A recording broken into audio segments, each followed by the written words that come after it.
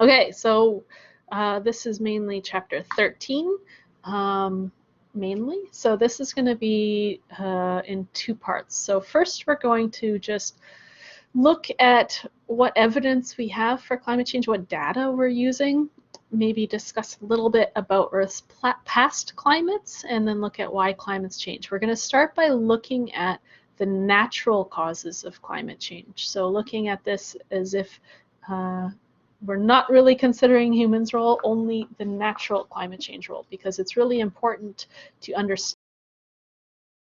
We know how what we're doing is affecting that. So it's very complicated. And then we'll talk about anthropogenic climate change.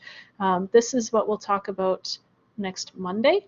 And this is more of a broad overview of what is anthropogenic climate change, some of the terms that you hear thrown about, and kind of just a familiarity exercise so that you can get comfortable talking and discussing climate change. It's definitely much larger of a topic than we can cover in a single class. There's entire university degrees you can take on climate change, but this will just be kind of like a basic course. So, okay, can some people list what our biggest questions or debates around climate change are?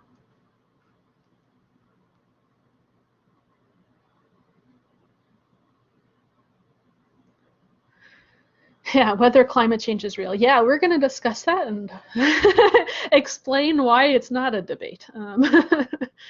How climate change will affect our future, what the major tipping points will be. Ooh, good point. Are the ice caps shrinking or growing? We have empirical evidence for that. So again, it's not necessarily a debate. I think there's a lot of things in public discourse that will have you believe that there's debates when there's not really debates. So that's something we need to talk about, I guess, is public perception and discourse versus why scientists say that there's no real debate. Mitigation versus adaptation. Oh, excellent points. Yes. Anybody else? Yes, absolutely. So I guess this falls under a couple of categories. What are the physical processes involved and how do we respond to it? So I've written a bunch of questions or debates here. One is the climate changing? Which that sounds like a silly question, but it is a question that's out there. How much of this change is actually caused by us? How do scientists even know that this is happening? As like the public, how do we know what to believe when we hear controversy? Especially since if you say watch the news, there's equal airtime to a scientist as well as a climate denier. Is consensus science a valid approach? Ooh, that's an exciting thing to talk about. Yeah, we'll get there. Is it a bad thing to claim to change the climate? What can we do about it? Why is it so hard to make any changes?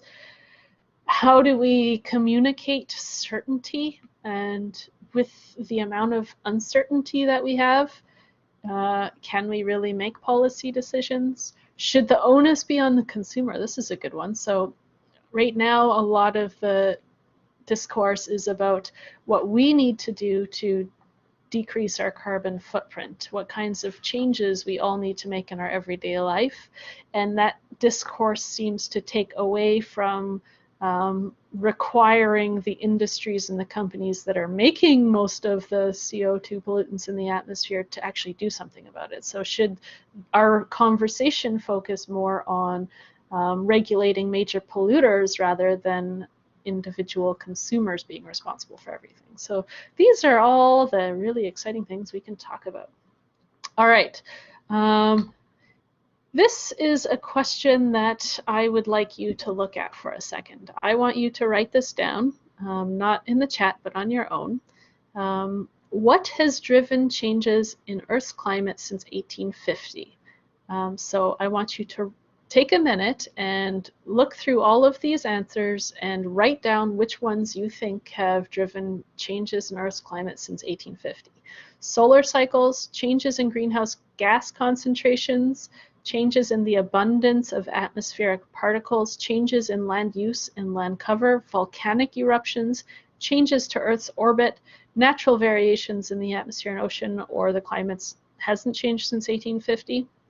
So take a minute and write down which ones you think are actually contributing and underline the one that you think is contributing the most. And at the end of the climate series, we're not going to do a poll. I don't need to see your answers. You don't need to share your answers with anyone. But when we get to the end of this topic, I'm going to revisit this and we're going to see if your answers reflect reality, I guess. This is kind of just to gauge our climate literacy, but this is just an individual thing. Again, I don't want your answers. So I'm going to give you a minute.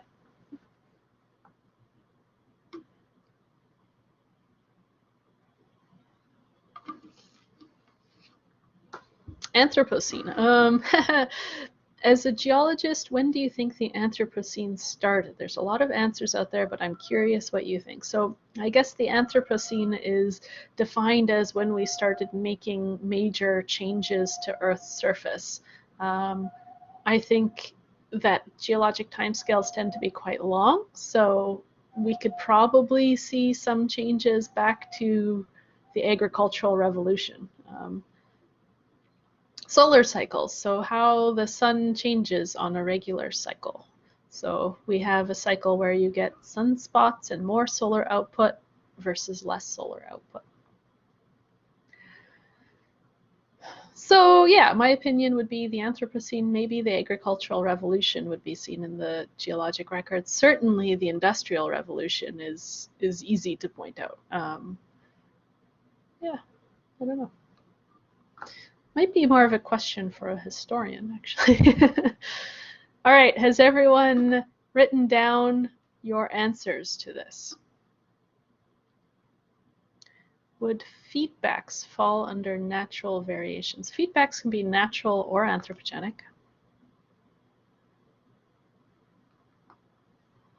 Anthropogenic forcings can cause different feedbacks, maybe I should say. Okay. Unless someone indicates otherwise, I will assume that you have written down your answers here. Keep that somewhere, keep it for next week so that we can refer back to it. All right, so yeah, our climate system's really complex and there's a lot of interactions between all of our subsystems that we have talked about so far in this course. So for your kind of background, the atmosphere is what responds the most quickly to climactic changes. In the hydrosphere, the surface responds really quickly, but the deep ocean probably not as quickly. Cryosphere can also have very quick reactions. The geosphere, you can get local rapid response, things like landslides, mass movements. All right, so why is vegetation important in the climate system?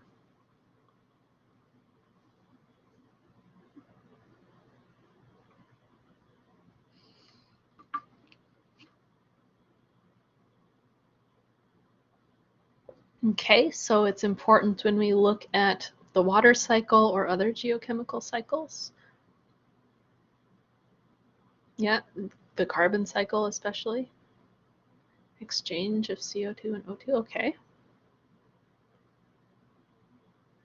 Photosynthesis. What about the presence or absence of vegetation?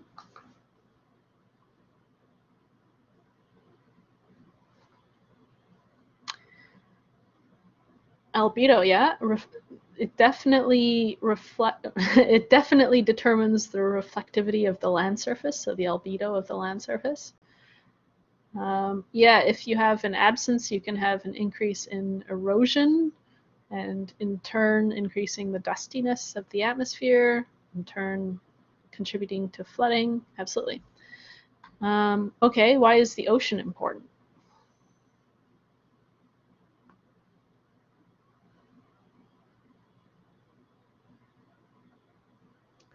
Yeah, it is super important for sinking CO2. It contains a huge volume of dissolved CO2.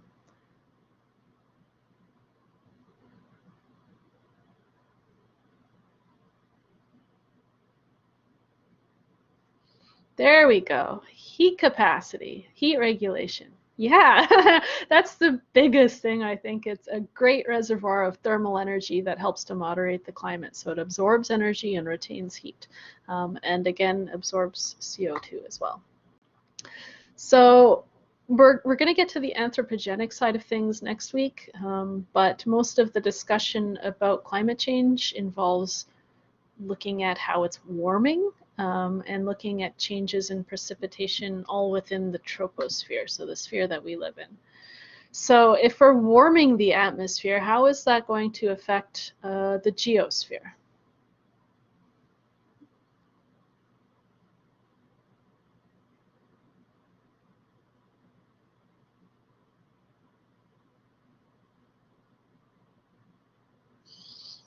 Tree line shifts. That sounds a bit more like the biosphere. What about the geosphere?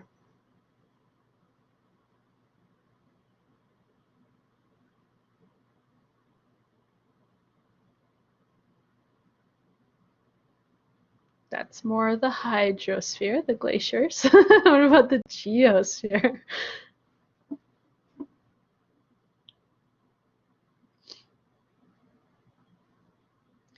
Oh, I hope a lot of you are in my 224 class next semester. We'll talk about this a bit in that class. So it can do things like accelerate weathering, how quickly your rocks weather. Okay, there have been some answers already for the biosphere and hydrosphere. Let's talk about the hydrosphere. Besides less glaciers, what else could a warming atmosphere contribute to?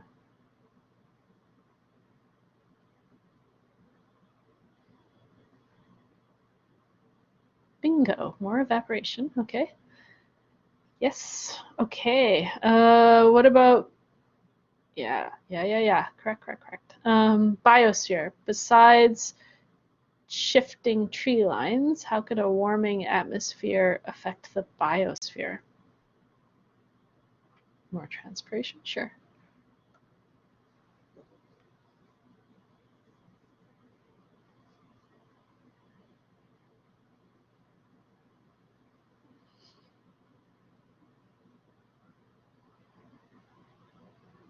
Less vegetation, that's interesting. Maybe if you're expanding desert areas, but it could just as easily promote vegetation.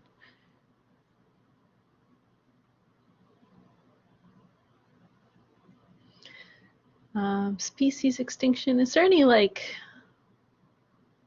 besides focusing on the negatives, shifting habitat areas, yeah, that's more of a neutral. Could also have, for instance, longer growing seasons if the atmosphere is warmer.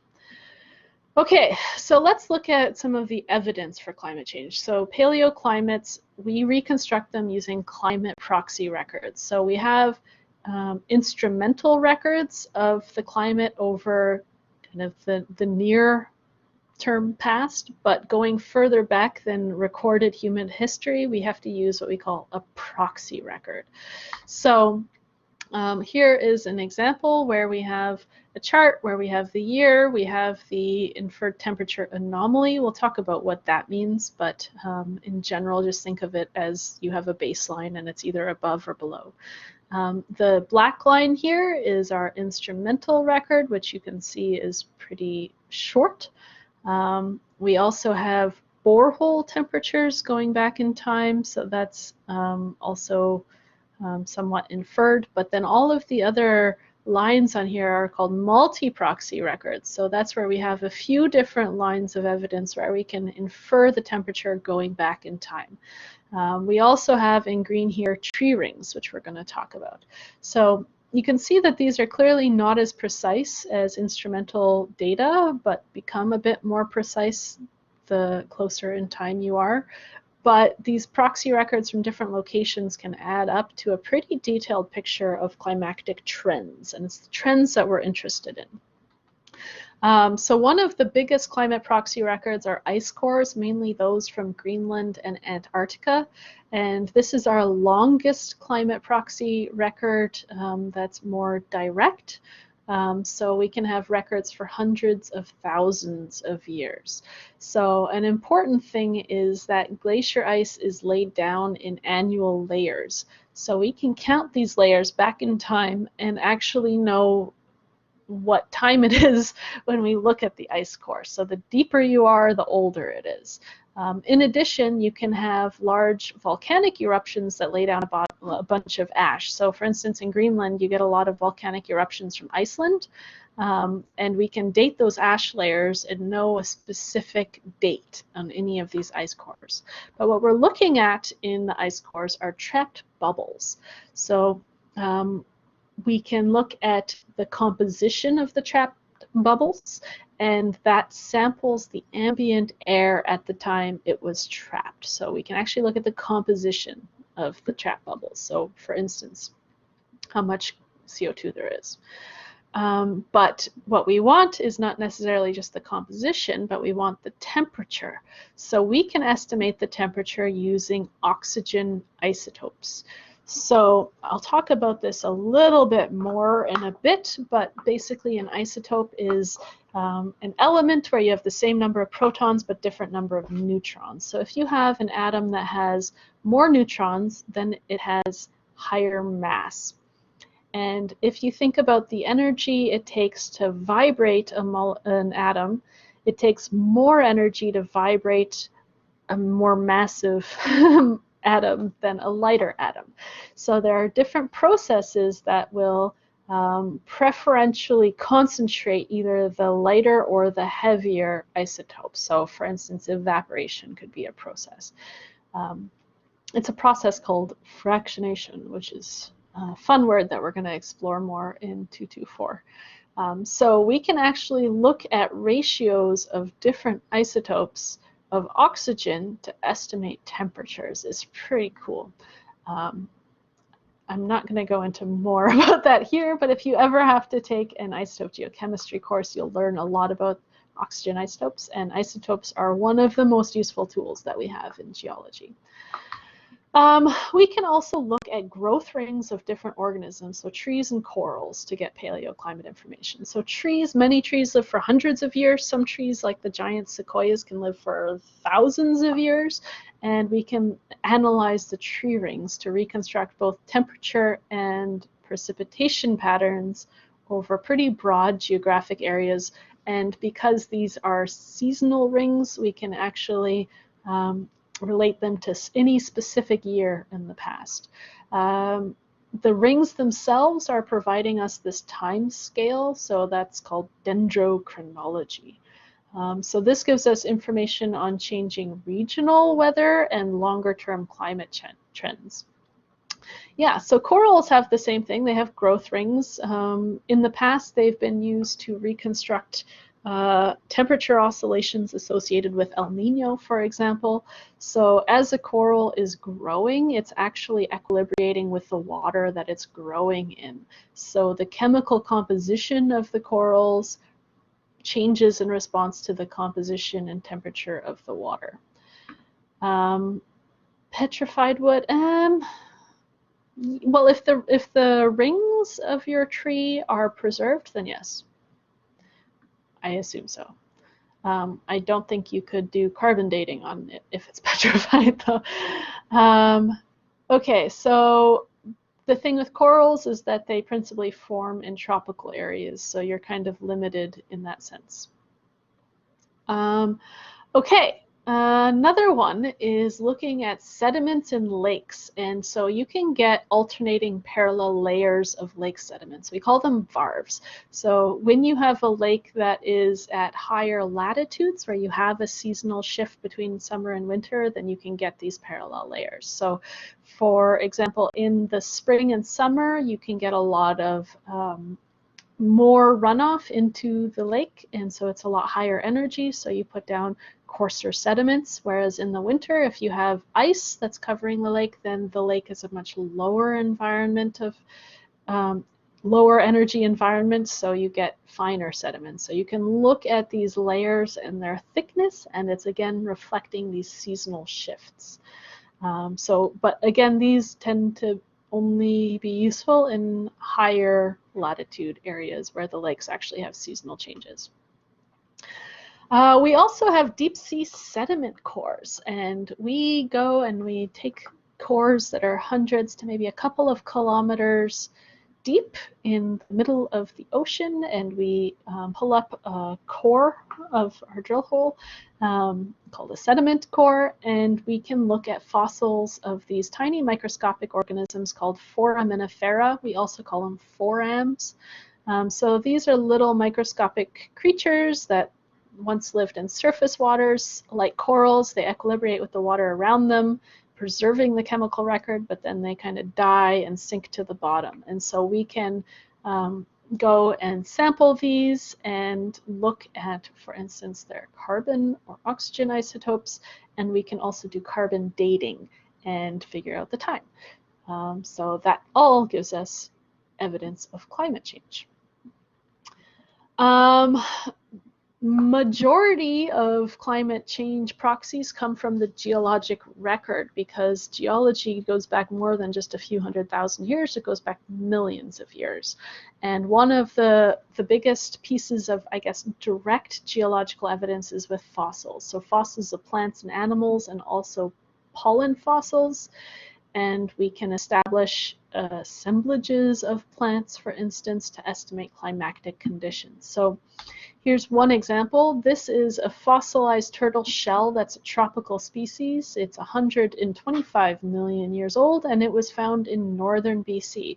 So at some point, 125 million years ago, northern BC was a tropical climate.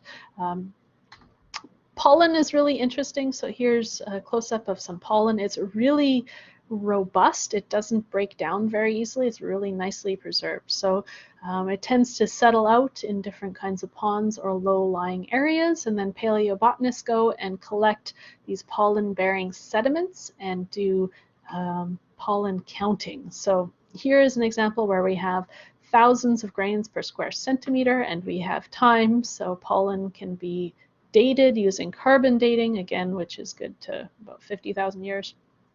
And looking at the abundance of the different grains gives us a picture. So up to 10,000 years, spruce was the dominant species. Then there was kind of a peak pine period.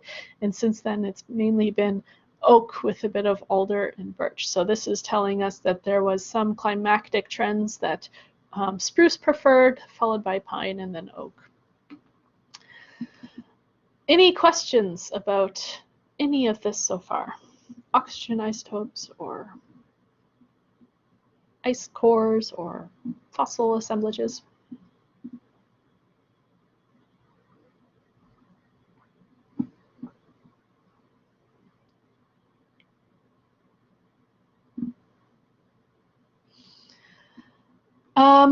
Yeah, so different trees reflect different climatic conditions. Some trees like colder temperatures, some like warmer temperatures.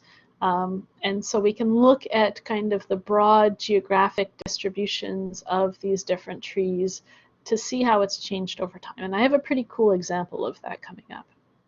So let's look at that in a minute. Okay, what's the difference between a glacial period and an ice age? Are they the same thing, or are they different? Which one is longer?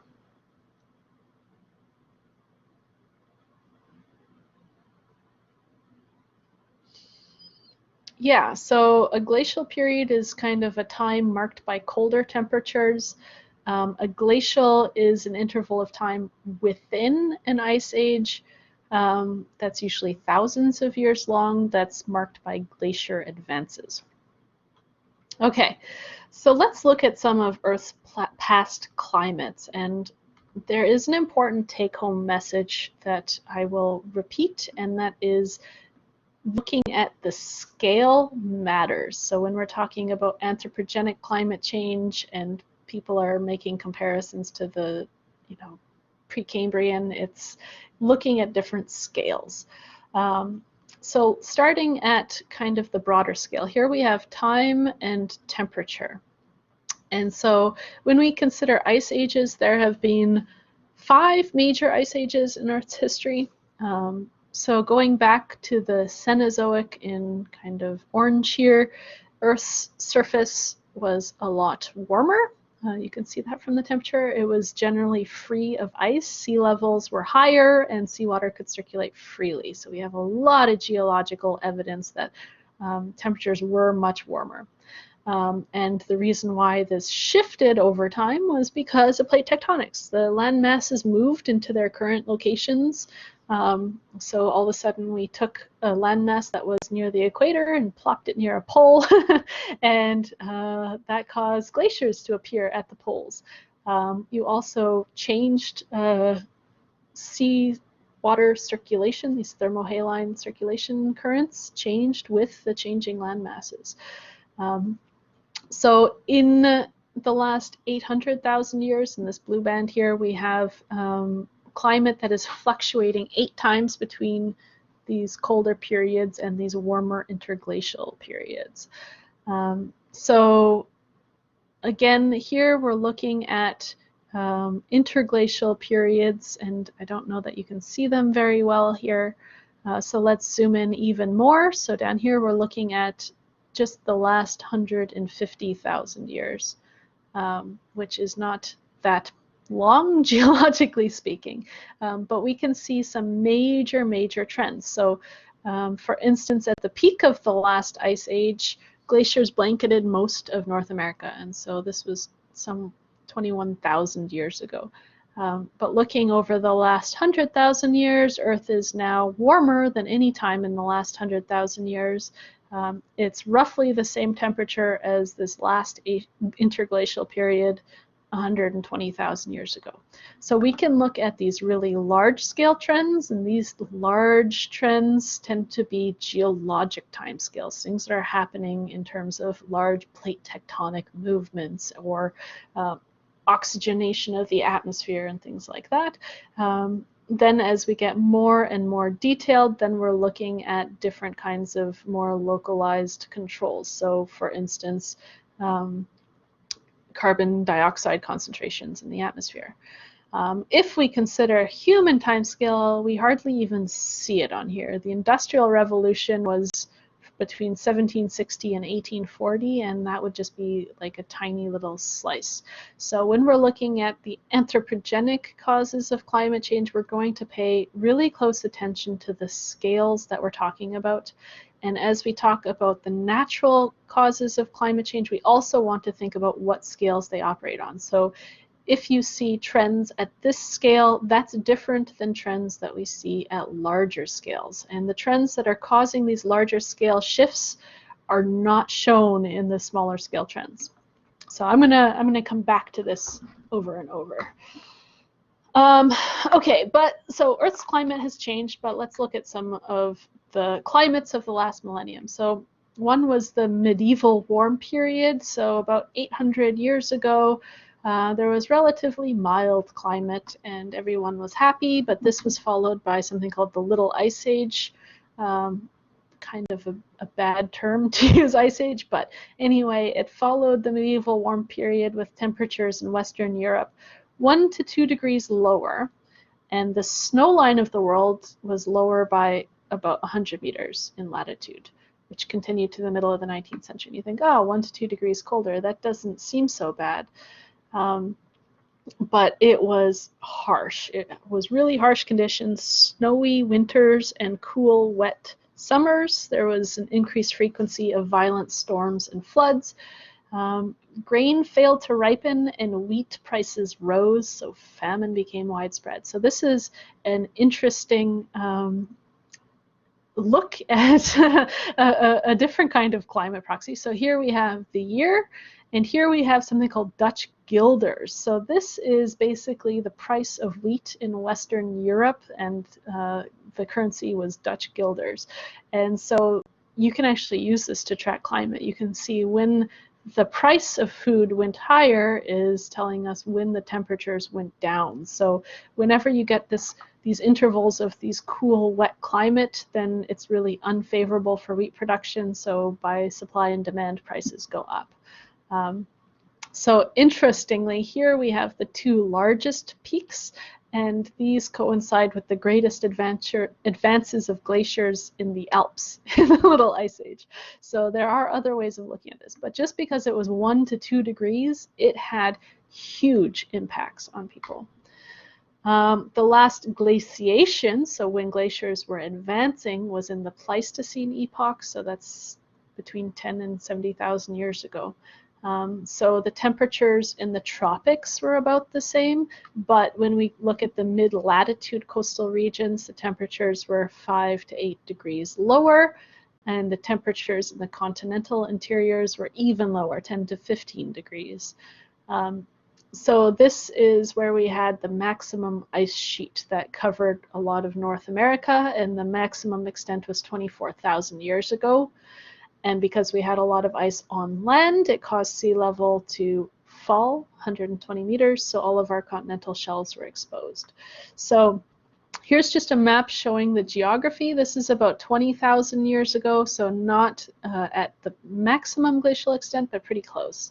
So there's a couple things you can see. So here we have a dashed line, and this is the modern coastline. So you can see that the coastlines were lying further seaward. Here we have these contours that are reflecting our sea surface temperatures. And these are, again, based on the analysis of fossils in deep sea cores. All of these circled numbers here are showing the estimated temperatures relative today, so how many degrees lower it is than today, using different kinds of paleoclimate proxy records. So what happens is we don't use just one line of evidence or one study or one type of survey, but we look at multiple lines of evidence, and together they can put together this entire idea of what was happening. So also we can see where glaciers ended by looking at these different kinds of glacial landforms, this glacial geomorphology. We can also determine the directions that glaciers were moving. So in geology and in climate change, we're always looking at multiple lines of evidence. So I've already answered the first question, but how do we know these directions of glacial ice movement? Does anyone know?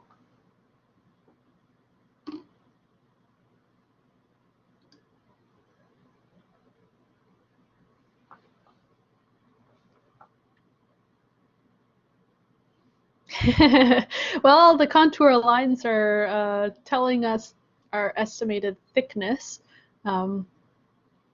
Eyewitness account, no. Fossils, no. Glacial scarring on land is the closest. So yeah, we can look at the features, and maybe as it's retreating, we're going to stall in a couple places so we can kind of see different kinds of, for instance, end moraines progressing backwards. But really the directions of glacial movements is because as the glaciers move, they scratch the ground. And these are called glacial striations. You see them all over on the Canadian Shield. And you can actually get pretty precise glacial movement directions because they're scraping the rock underneath them. So at the height of the glacial age, the middle latitudes were windier and dustier than today.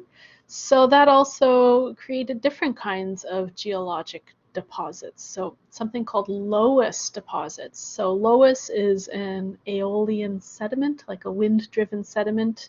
It's basically silt that has been blown around by the wind. And these silty loess deposits contained fossil plants and animals consistent with cold and dry conditions. So why would precipitation be reduced if we have a glacial age?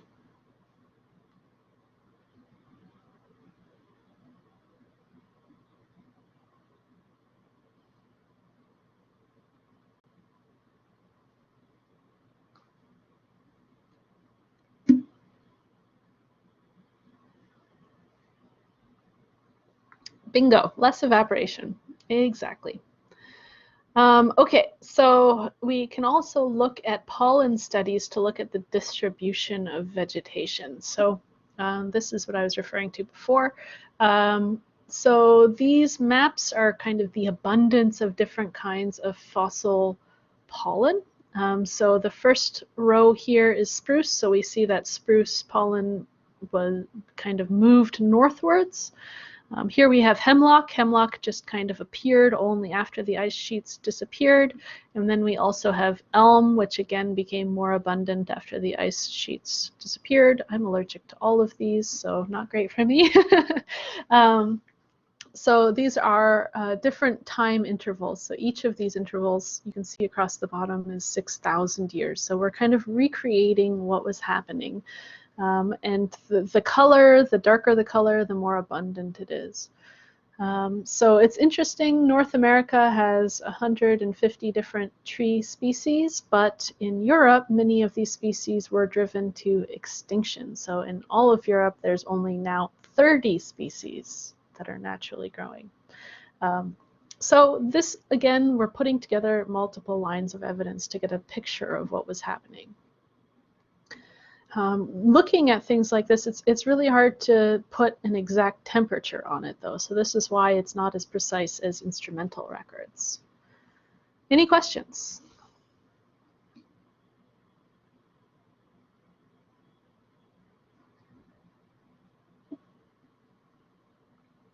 Okay.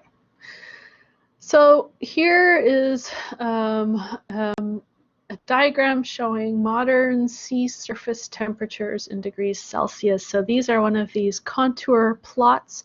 So each line of the contour is the same temperature. So you can see that we have some areas near the equator that are warmer, which are in these more warm toned colors, and then much colder in the poles. But let's look back at the last glaciation. So comparing the two, you can see that the glaciers have appeared here. So this is now a reconstruction. So this isn't an instrumental record, but this is a reconstruction from these paleoclimate proxies. So again, this is a snapshot of what August would have looked like during the last glaciation. This is about 18,000 years ago. So we have this cold polar water that's extending kind of further to the south. We have plumes of cool water extending to the west from South America and also from Africa. I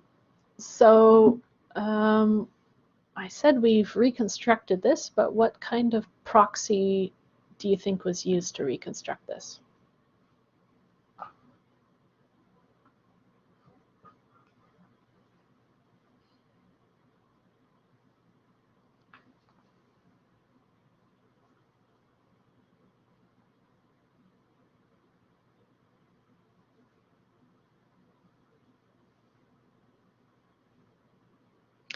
Yeah, the sediment and these little foraminifera or other microfossils in the sediment looking at the oxygen isotopes, which in the shells of these organisms, it's fluctuating with temperatures. Okay. So going further back in time, back to the Cretaceous when dinosaurs ruled the world. We're pretty happy that we didn't live back then, because this is when these huge carnivorous dinosaurs really were super abundant. It's one of the warmest climates in Earth's history. So we have widespread warm water marine fauna. We have these vegetation zones that are displaced further poleward, further northward or poleward. Peat deposits, which are forming in these kind of swampy, warmer environments, forming at high latitudes. We have dinosaur fossils north of the Arctic Circle, and sea level evidence that it was between 1 and 200 meters higher than today and 15 to 20 degrees warmer. So in this reconstruction here, we have reconstructed the configuration of the plates. Again, you can see a lot of the plates are near the equator. All of the little W's are warm water fossil assemblages, and E's are evaporites. So evaporites are these rock deposits that form in really warm environments where you start to like evaporate all of the seawater. And here we have time in millions of years and an estimate of atmospheric CO2 on one axis and average temperature estimates in degrees Celsius. So you can see the temperature curve was much hotter in the Cretaceous, and this is generally followed by this CO2 curve. So the evidence for a much warmer climate in the Middle Cretaceous is compelling. And why was this the case? It's many interactions, mainly between tectonics, so the geography and ocean circulation and atmospheric circulation, and also, of course, these greenhouse gases were much higher. There was a different kind of volcanism than we have today, where a lot of the volcanoes were forming, without having to go into too much geological explanation, but it was far more common for volcanoes to have magmas that are moving through carbonate deposits. So the volcanoes themselves were releasing a lot more CO2, kind of like a volcano called Mount Etna in Italy is now, but that was far more widespread back in the Middle Cretaceous. So the temperature difference between the poles was 17 to 26 degrees. Today it's about 21. Okay, so we know that the climate has changed. We know that there is abundant evidence for it from multiple different lines. So let's talk about more why the climates are changing. So what are some of the external factors, so external to Earth, that would cause climate change?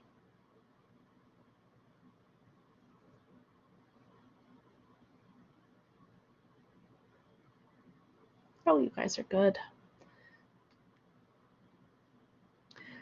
So the first one that people have picked up on is solar cycles. So changes in solar radiation, this can really force the climate. So the first is that we have this 11-year sunspot cycle. A sunspot is a temporary dark spot on the photosphere, but when you have a bunch of sunspots, there's actually more radiation output from the sun, and the sun is the main energy source for our weather and climate on Earth. So solar variations are huge, and I've kind of also answered that question.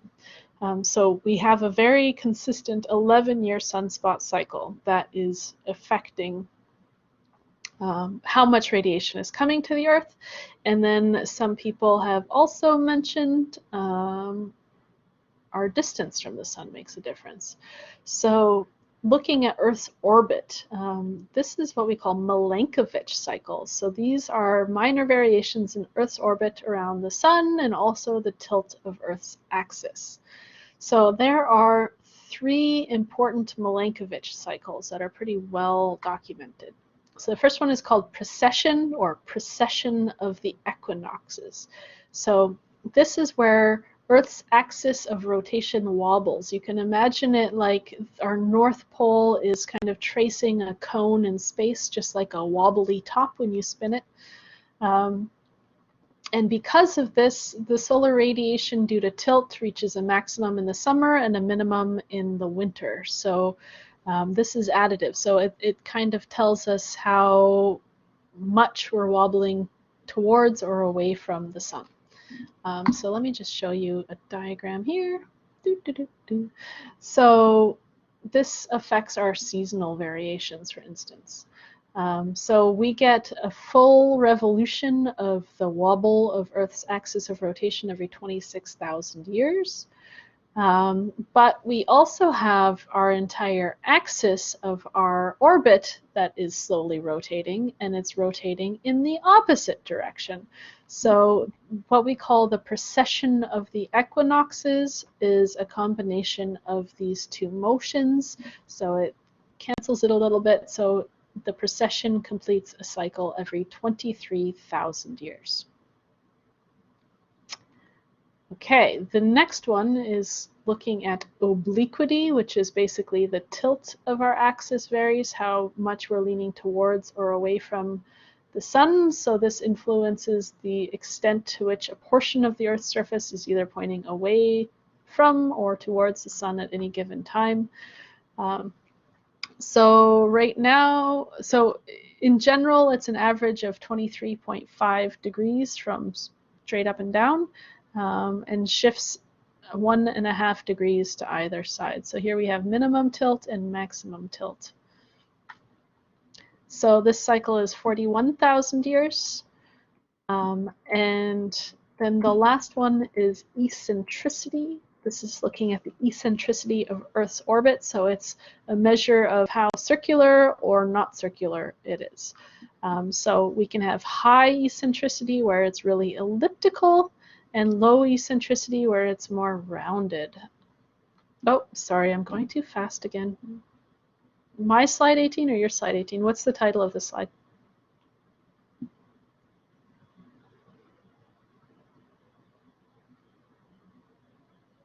This one or further back?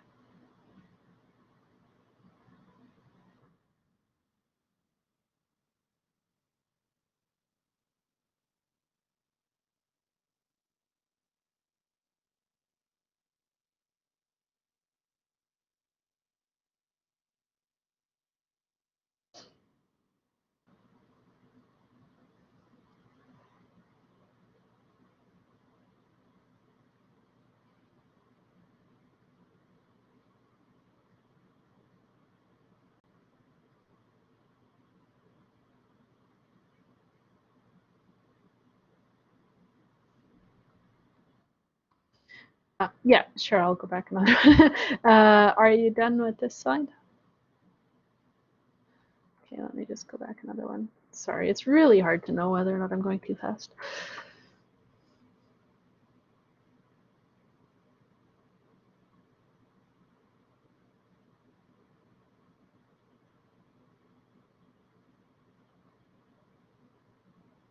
Okay, and then I'll just stop again on this slide here, tilt, so that if you need to write anything.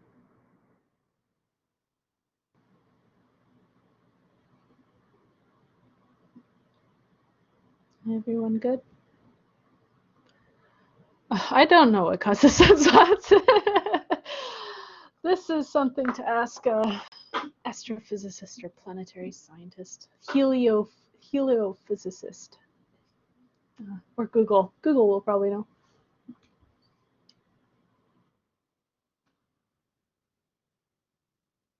Okay, so whether or not you are close or far from the sun, it's going to influence perihelion, which is when Earth is nearest the sun. So you can see Earth can be a lot closer. And aphelion, when Earth is the furthest from the sun. So at aphelion, when you have high eccentricity, you're really far away compared to when you have lower eccentricity. Okay, I'm going to pause here, try to slow down.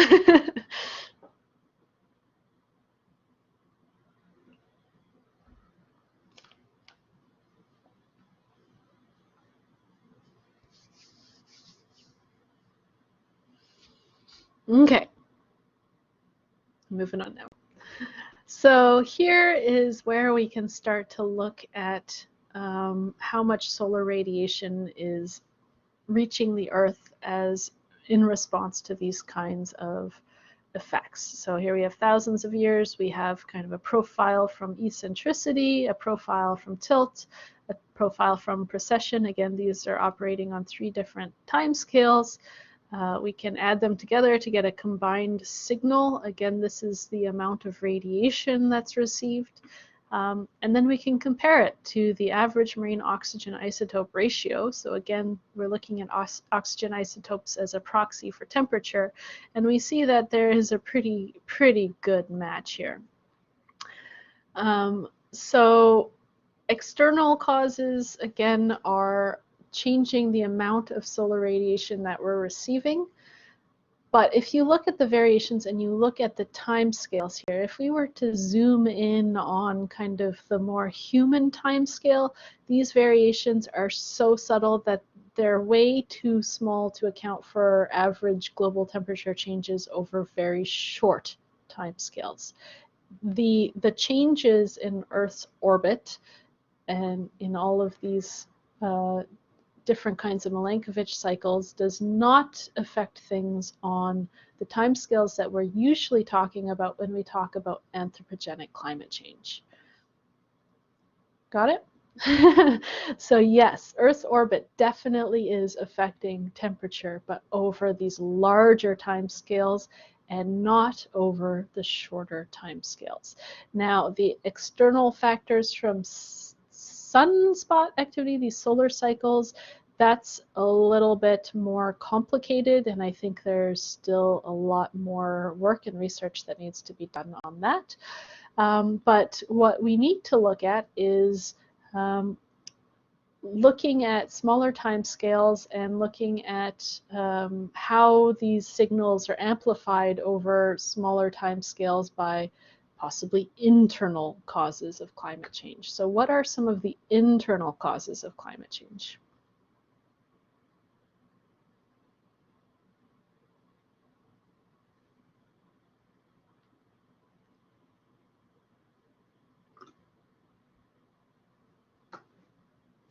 Internal, meaning within the Earth.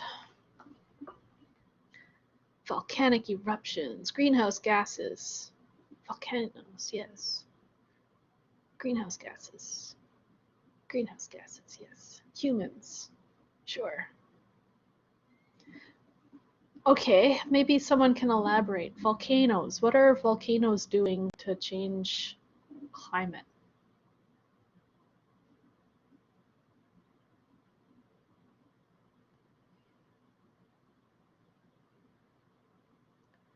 It releases gases, certainly. Things like CO2. Some volcanoes can release a lot.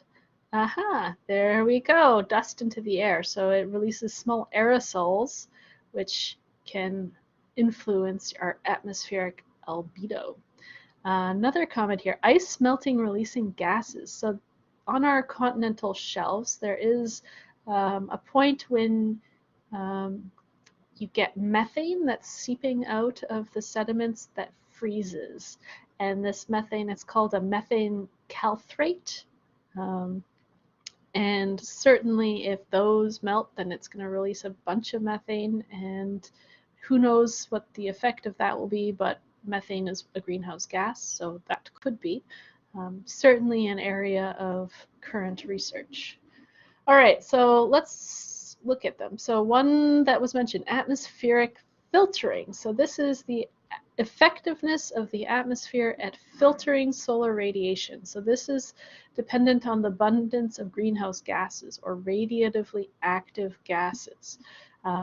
So here we see a couple. We see carbon dioxide in blue.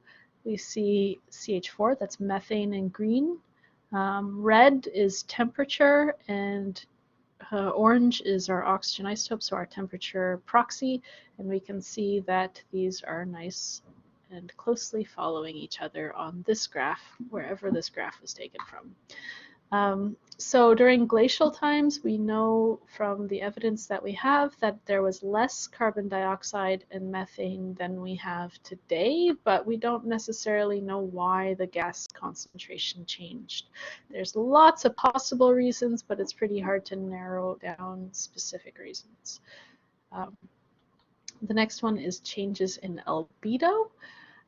So I think this has already been answered. So what causes changes in albedo? So things like volcanoes, they're releasing a lot of dust, but more importantly, it's releasing gases like sulfur dioxide, and these can be released all the way up into the stratosphere, where it can condense and form tiny little fine sulfate aerosols.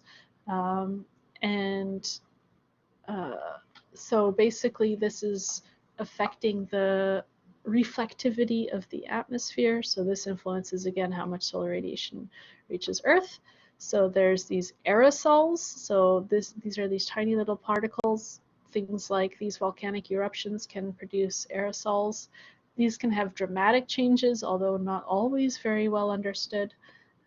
We also have ice albedo on land, so whether or not we have more or less ice reflects the land reflectivity. Volcanic emissions have these two effects. So we're releasing aerosols and CO2. When we release aerosols, it's actually cooling the climate because we have more reflectivity in the atmosphere, whereas we have warming from CO2 and also water. Water is a big greenhouse gas. So we have these kinds of short-term and long-term effects. So the aerosols tend to have short-term cooling, but longer-term warming. So here's an example where we have the Mount Pinatubo eruption, which that cool video from NOVA that I put up showed. And we have a temperature change, and we have a bit of a short-term spike from the Mount Pinatubo eruption.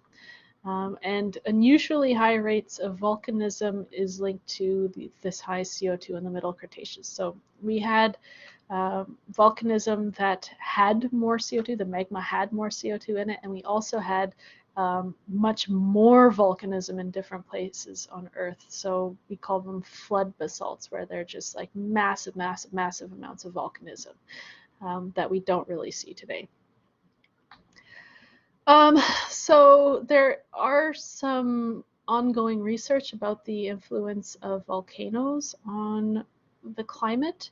Kind of the classic idea is that volcanoes that form near the equator that are large enough to reach the stratosphere are the ones that will have the largest impact. So if you're just in the troposphere, then you tend to wash out all of the particles and other gases by the rain.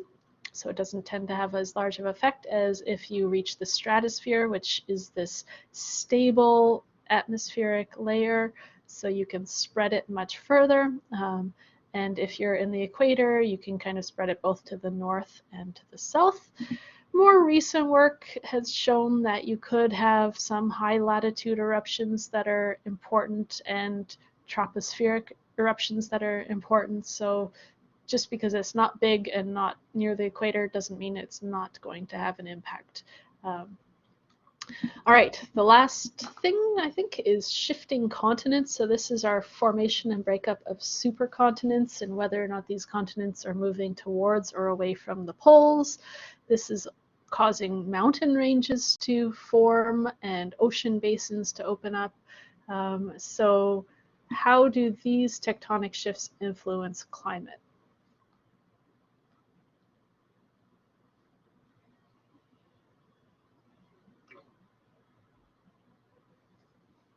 How would forming a mountain range do anything? Or opening up an ocean basin do anything?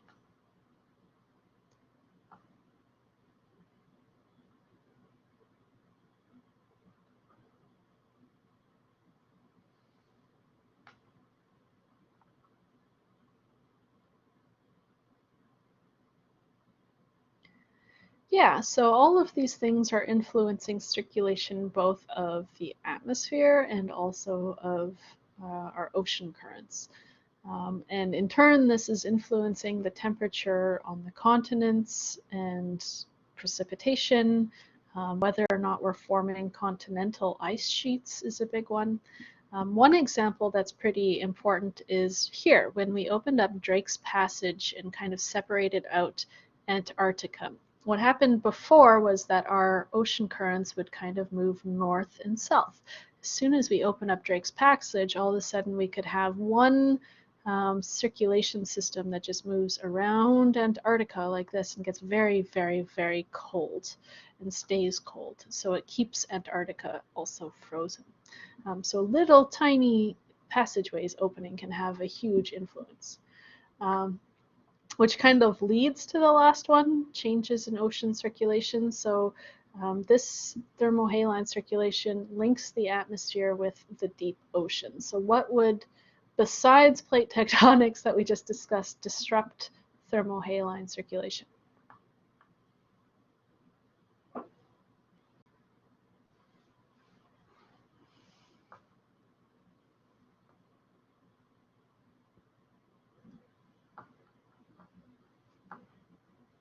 Yeah, so melting of ice, so more fresh water. Yeah, there you go. We talked about this a bit already. So this thermohaline circulation is really sensitive to changes in surface temperature and salinity at sites where the deep water is forming. So someone had mentioned Arctic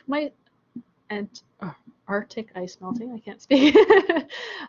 So if the North Atlantic would become fresher water, and then we wouldn't form the North Atlantic deep water. So in this case, we need, if we have a bunch of melt from Greenland coming off, we're adding a bunch of low salinity water potentially, and it could disrupt all of this thermohaline circulation system. So what would happen if it shut down?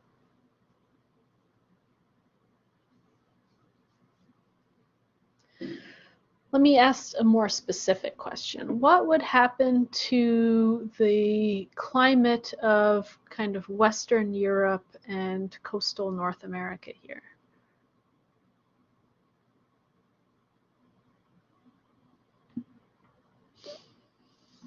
So one of the reasons why, for instance, the UK is quite warm, even though it's at a really high latitude, it's higher than we are here, but it doesn't get as cold in the winter, is because we have this warm water that's coming from the equator. So if we shut down the circulation system, then we're not bringing that warm water up. We don't have this Gulf Stream effect, and therefore it would plunge it into a deep freeze.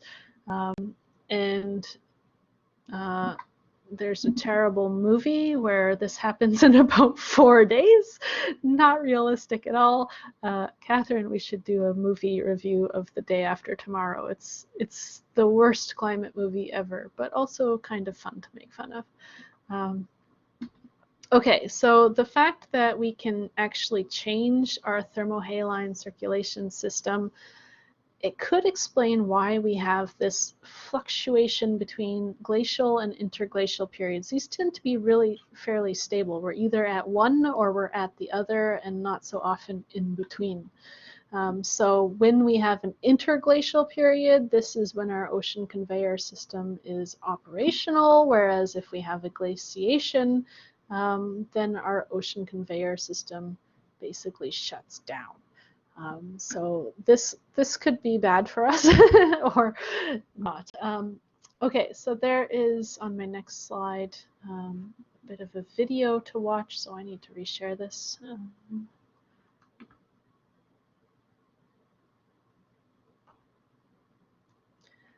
Okay, can anyone guess what the last internal climate forcing is? It's the one that we talk about the most. It's the anthropogenic side of climate change. So this is mainly linked to greenhouse gases, mainly carbon dioxide, but there's other kinds of greenhouse gases like methane, nitrous oxide, and fluorinated gases. So I think this is just a short video to give us an overview. The Earth and the Moon are basically the same distance from the Sun, yet temperatures on the Moon average an unlivable -18 degrees Celsius. And even deadlier, they range from -170 Celsius during lunar night to 100 Celsius at lunar noon, regularly exceeding both the coldest and hottest temperatures ever recorded on Earth. And while the days and nights on the Moon are about 14 times longer than those on Earth, our planet's relatively fast rotation isn't what spares us from those loony temperatures. What protects us is our atmosphere. By day, it serves as a shield, blocking out the most harmful and energetic of the sun's rays and about 1/3 of the less intense but visible light. At the same time, it traps the infrared radiation, aka heat, radiating out from Earth's sun-warmed surface, keeping us from freezing solid at night. In order for our atmosphere to absorb any kind of radiation, it needs to have some electrically charged particles for passing electromagnetic waves to push around. And most of our atmosphere is made up of gas molecules that don't have an electric charge. They all have a balanced number of positive protons and negative electrons. But some molecules hold most of their negatively charged electrons closer to one side, lending them a lopsidedness that can jiggle back and forth to absorb the energy of incoming infrared rays. For example, water, ozone, and nitrous oxide are all electrically lopsided, so they all absorb infrared radiation. Then there are gases like carbon dioxide and methane. On paper, neither molecule looks lopsided, so it doesn't seem like they should be able to absorb any radiating heat. But in reality, gas molecules aren't motionless. They crash into each other billions of times per second, knocking each other in different directions and also into different modes of rotation and vibration. And it turns out that both carbon dioxide and methane spend most of their time shaking it in electrically lopsided ways, allowing them to absorb infrared rays and help insulate the Earth. Even though many different kinds of molecules can absorb infrared radiation, the vast majority of our atmosphere can't, because it's made of nitrogen and oxygen, which don't get lopsided even when they are vibrating. They're too symmetric. Nevertheless, the lopsided 1% are such good infrared absorbers that they manage to intercept about 90% of Earth's outgoing heat. Each captured ray gets pinged around the atmosphere, and most end up returning to the surface at least once before escaping to space. We don't need to visit the moon during frigid lunar night to know just how important the game of radiation pinball is for Earth. Ice records from our own coldest climate show that small natural variations in atmospheric carbon dioxide produce relatively big changes in temperature. They also show that, compared to the last 800,000 years, the game today is much, much harder. Thanks so much to the great team. I think that that is probably one of the best explanations of what a greenhouse gas is and how it works. So there's one question here. Would you say not operating or just operating very slowly? It's hard to say. So there is some research out there that suggests that a small disruption will kind of shut down the whole thing, whereas maybe it's actually a little bit slower. I think that it's an area of ongoing research, and I truly don't know the answer of how well the changes in thermohaline circulation, how drastic they are and how sensitive they are. I think that this is a big area for future research. So next week we are going to talk about anthropogenic climate change. We're going to start with a bit of a group activity. So there is this homework assignment to read this report, and then we will do some breakout groups and some discussion just to change it up a little bit, and to give us an idea of the impacts of climate change. And then I will kind of go through the whole spiel of anthropogenic climate change, how we know it's happening, why it's just a ridiculous thing that there is a debate about it at all. It's very head shaking, and maybe give you some talking points or some background where you can confidently have discussions about anthropogenic climate change when you do encounter people who maybe aren't as well informed. Because one of the hardest things that we face is that there's so much muddiness in the public discourse, and it's really hard to know what to believe. So I'm going to end it there for today, I think, rather than starting the next. So again, a lot of this stuff is pretty intuitive, but when we put it together like this and discuss it from all of these different perspectives, I think it gives me at least a perspective on how wide-ranging and how differently it's going to affect different people in different places. So what a big challenge we are facing, kind of an existential crisis. So for the rest of this lecture, I'm going to continue talking about this anthropogenic climate change. Does anyone have any questions or comments before we move on here?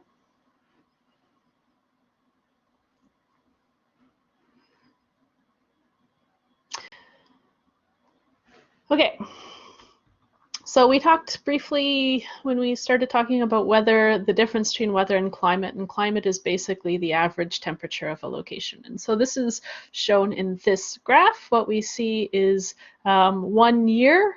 This is from Ithaca in New York. We see the average daily temperature shown here, and in the purple line, we see data from 1 year. This is 2007. And in the green line, this is the long-term average. So this is data for 116 years.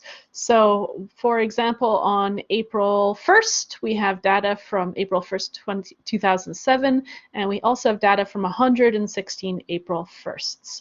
So over such a long period that we're looking at, these warmer than normal and colder by normal variations tend to average out. So it's this green curve, this average temperature that is changing. This is the climatological condition of any specific place. And regardless of where you are, there will be normal year-to-year variation around this expectation. And so the important thing to note here is that climate statistics are built on decades of data. And so that's a really important point that I'm going to come back to.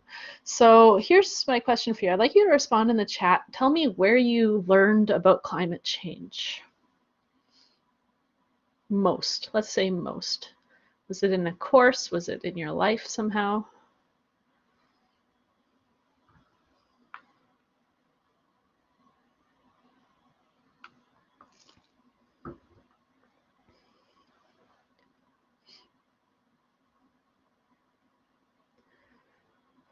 Okay, it's either through education or media seems to be the two answers. And so education, a lot of it is taking a university level course. Not everyone goes to university, so maybe having education in high school is important. But most people will learn about this in the media, especially older generations who maybe didn't have these kinds of courses when they were in school. So the media is super important, and this is both news media and social media. So there are these major news networks that will have headlines like this, looking at how wildfires and climate change are connected, but depending on the media that you consume will influence what you are being taught. So here's another major news network, and you can see from the language that it puts a spin on it. So leftist mayors warn that climate change is a quote-unquote existential threat that will submerge their cities. So the news that you read, especially in the US, will influence so your political position will influence the media that you consume. And this is true for social media too. We tend to have pretty small bubbles of social media. We also have headlines like this, where it's apparently a natural news site and they take data from a scientific place like NASA and they cherry pick it. So here it says NASA admits that climate change occurs because of changes in Earth's solar orbit and not because of anthropogenic causes. So this is a scientific sounding news site citing a scientific authority. But if you take the time, there's actually NASA climate change, and they'll be like, hell yes, there's climate change. In fact, climate.nasa.gov is one of the best sites for really simple to follow and understand information about climate change. You should definitely check it out. So this is a problem. This is where we're getting a lot of information, especially in the public, people who don't have the opportunity to take these courses in university.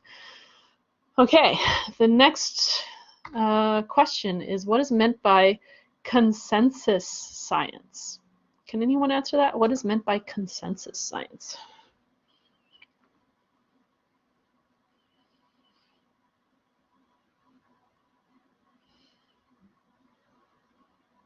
How do we hear about consensus as it relates to climate change? What's the common statistic that's thrown out there?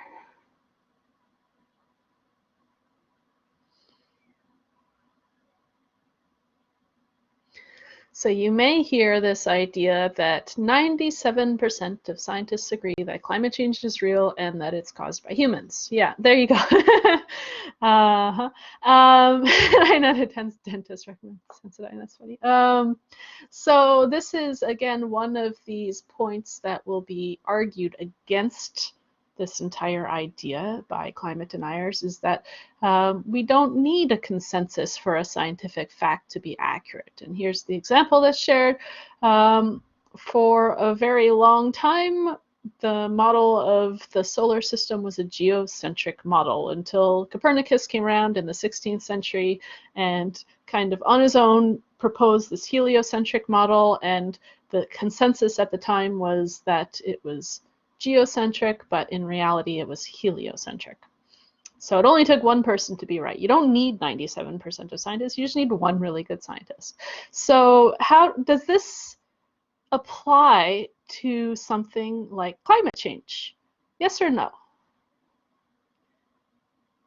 Why not? The answer is obviously no. Why not?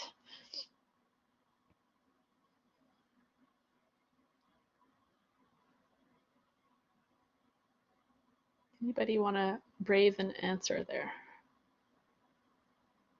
Okay, I'll give you my thoughts on this. So climate is incredibly complex. There is no one experiment, no one data measurement that is going to prove or disprove climate change. It's not as simple and straightforward as the movement of Earth relative to the sun.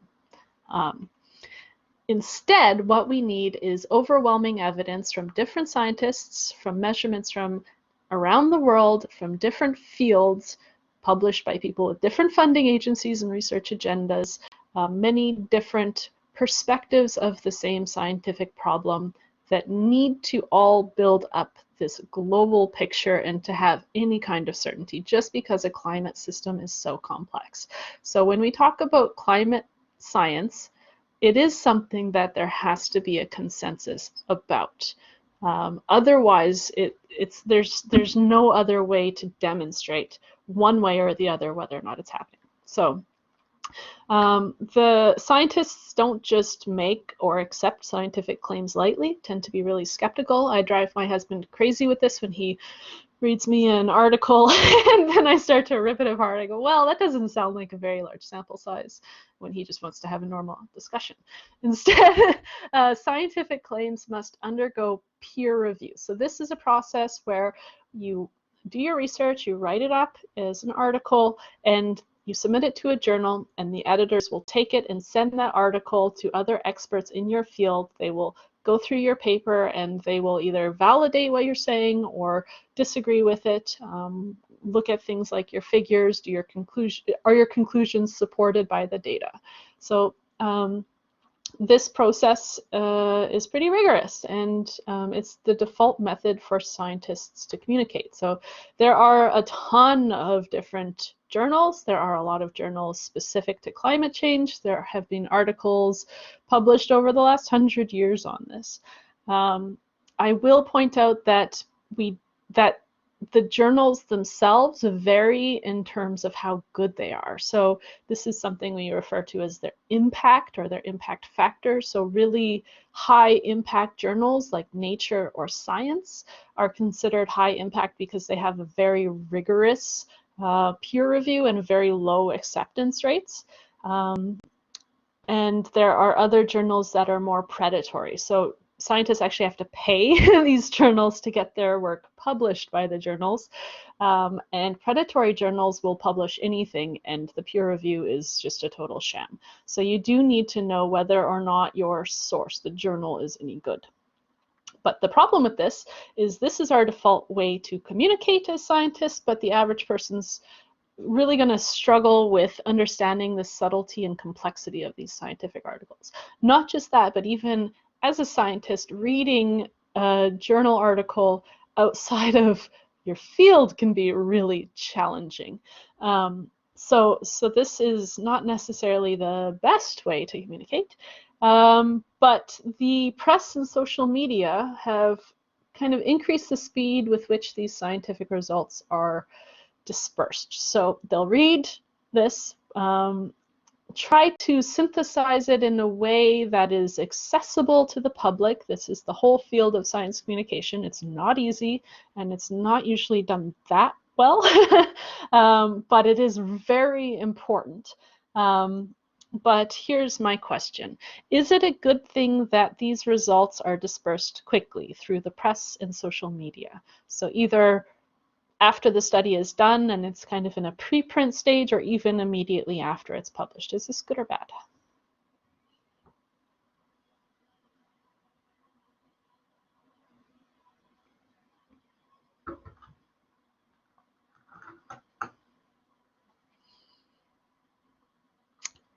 So in some ways it could be good. It's good that we are immediately made aware of new advances in the field. Maybe that's going to help us progress more quickly. But the downside of this is that there's a whole second part of peer review. And the second part is, as these papers are published and they're kind of out there for consumption by other scientists over many years, other scientists will read them and either find fault with them or agree with them and say that their results agree with what this study says, or they might even try to reproduce the study. So it's this whole second peer review that takes many, many years.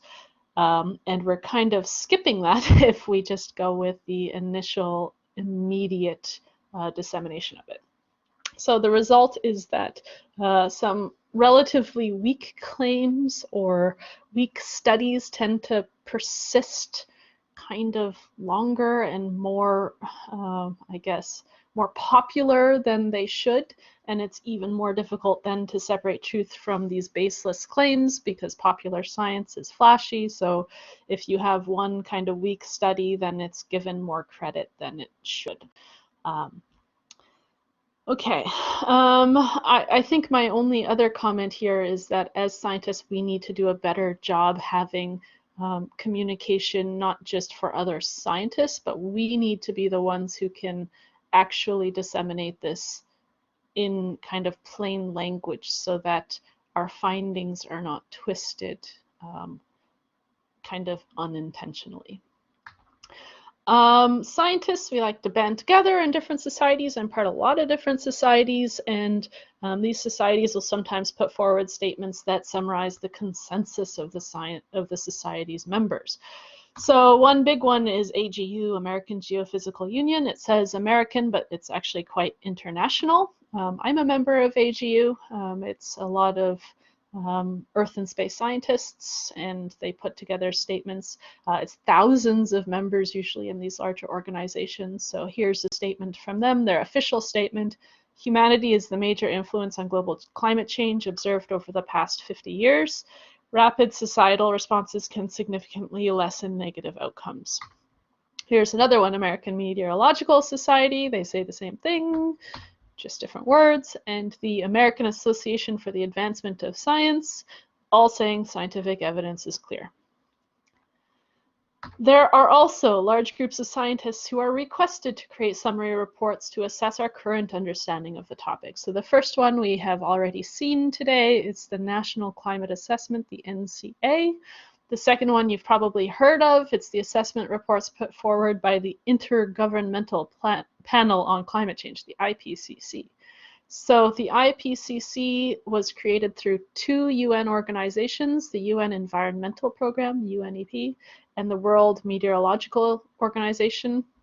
So both of these reports include scientists from industry, academia, and government. The IPCC is considered the gold standard because everyone, all of the members who are involved with it, must approve it, approve the language of it before publication. And it's very hard to get even two scientists to agree on anything. So to get everyone to agree on everything that's published in these fairly comprehensive reports is just a fantastic achievement. The next assessment report, the AR6, will come out in 2022. So again, they say human influence has been detected in the warming of the atmosphere and the ocean, in changes in the global water cycle, in reductions of snow and ice, in global mean sea level rise, and in changes in some climate extremes. So their main conclusion is extremely likely that human influence has been the dominant cause of the observed warming, again, over human timescales. So the reason I bring this up is just so that you can be a bit more familiar with what these different societies and reports are. And I guess the other comment I want to make is that Sometimes when I meet new people and they ask me, as a scientist, do you believe in climate change? It's just such an odd question from my perspective. It's not something that is debated in science. It's like asking me, do you believe in science? I mean, and if you don't trust scientists, if you think that there's some large conspiracy, then nothing I say is going to change your mind. But it's not something that you either believe in or don't believe in. It's just so obvious. So now we're going to go into this in more detail about why this is obvious. So, all right, first chart to look at. This is the global mean surface temperature. It's a temperature anomaly from 1851. I think this is a typo. 1851. Oh, sorry. This is the global mean surface temperature from 1850 to about 2015. And the temperature anomaly, their kind of normal temperature, they define as 1951 to 1980, which is this line. I'm going to talk about that in 1 second. What you see is basically the temperature of the Earth recorded from 5,000 land station records combined with observations of ocean temperature in order to produce Earth's average temperature. And again, these temperatures are displayed as anomalies. So we can see as we go further back in time, there's a little bit less agreement, but really close agreement with different kinds of data measuring stations here. So this complex process, again, we want independent analyses of these observations. So just looking at the years from the 1950s until pretty close to present day, we've seen about a 1 degree temperature increase. So again, we're looking at temperature anomalies. What is an anomaly? What do I mean by anomaly?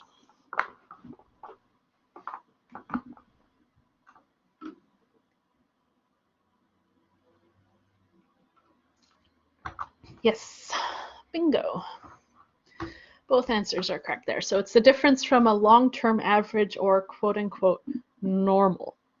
So let's look at how anomalies are measured. So here's the process of producing temperature anomalies from raw data. So this left graph, we see time on the x-axis and temperature. It's arbitrary. It's just going to be raw test data for 100 temperature measurements. So you see it's pretty complex, but there is an overall trend. The data on the right is the same data, but it is how different it is from an average. And this average they take from the 51st to the 80th measurement, and the average is 16.81. So that's now the new 0. So the average over the same time is going to be 0, and then you're measuring relative to this, whether or not you're going in a positive direction, positive numbers, or a negative direction with negative numbers. So the important thing is, so you're taking this number and you're subtracting it from the raw data. So there's a few important things here. When we do this, it does not really matter which average time we take, because the magnitude of the change, the trends, and the overall shape of this data set is not going to change. It's only these y values that are changing. So we're not really changing the outcomes by picking these averages. We do this because it does protect us against changes in station siting and measurement accuracy, whether or not we're adding more stations over time, for instance. In climate language, we commonly use 1951 to 1980 to define the climate normal, although more and more we see 1961 to 1990. But again, when we're looking at climate trends, it doesn't matter what we use. Okay, any questions about this so far? Did anyone need me to go back a slide? Am I going too quickly again?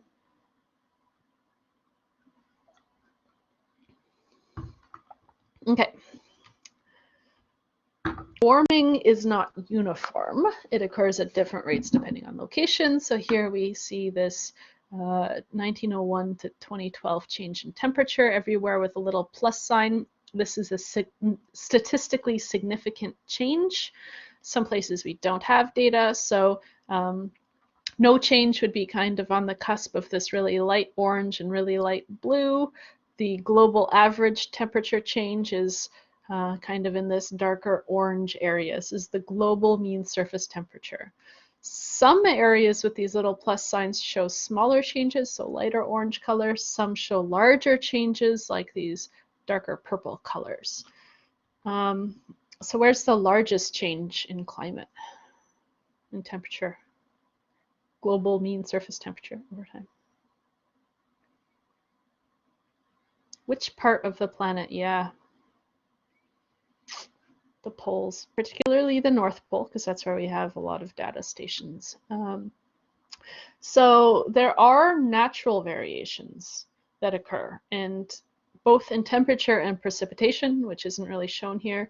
And these natural variations can occur in different timescales. So it could occur in days or weeks or months or even years, or even decades. So things like if you have a local volcanic eruption, that kind of natural change can either obscure these other larger term changes or even exacerbate it. So these natural variations become somewhat less important as the spatial scale grows larger to encompass a greater area, and longer time periods are observed. So for example, climate change is more easily detectable on a global scale than it is in a specific city, like in Toronto. It's easier to detect climate change in Canada than it is in Toronto. It's also more easily observed when we use a 30-year average rather than a single year. So the Southwest US is a pretty good example where we can have regions that are sensitive to natural variations that can mask warming because it is particularly sensitive to changes in ocean temperatures in the Pacific. Okay. So what is the role of aerosols in atmospheric warming?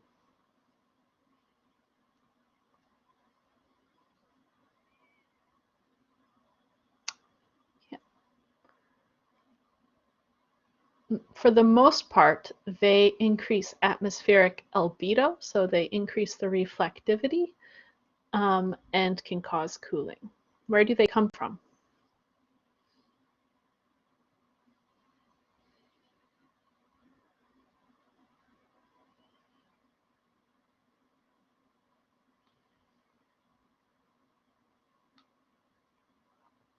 Volcanoes is one. Things like sea spray. You can have a lot of sea spray contributing to water aerosols. Are they good or bad? I guess maybe another way to phrase this is if the planet is warming, should we just go and spray a bunch of aerosols into the atmosphere to cool it? Doesn't really have an answer to that question apart from it's a pretty complex system, and so that would be very dangerous.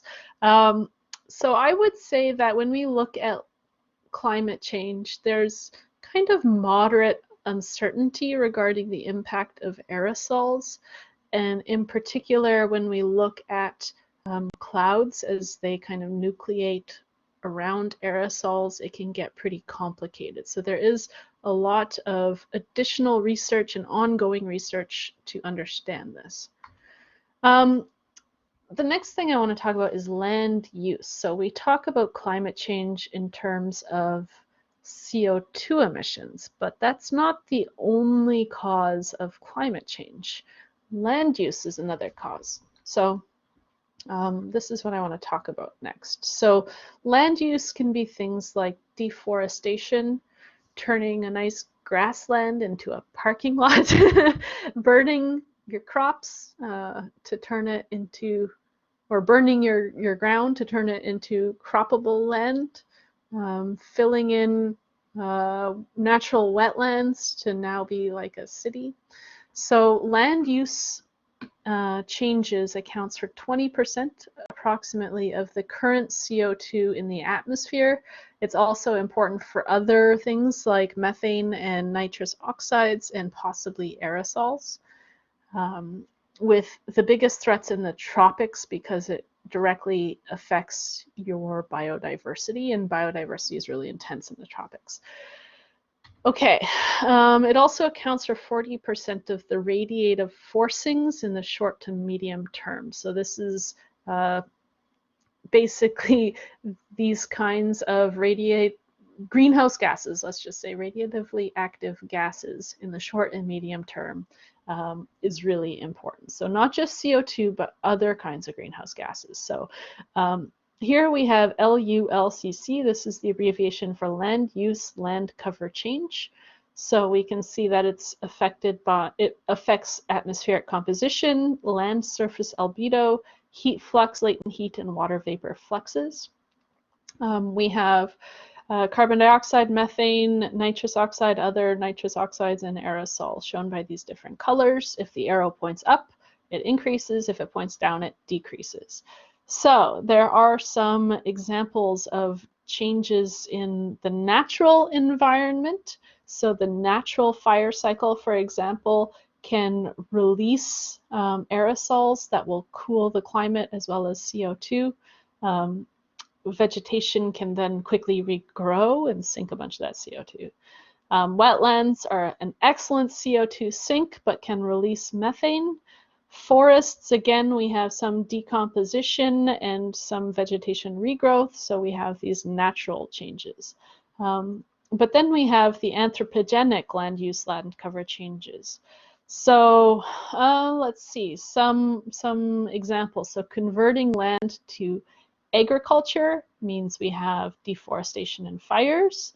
And once converted, human land management can change the emissions. So adding fertilizer to a field can basically increase nitrous oxide emissions. Rice paddies that are flooded can produce methane emissions. So that's this little yellow guy here. If you have now a pasture where you have cows, for instance, you can increase the amount of methane emissions.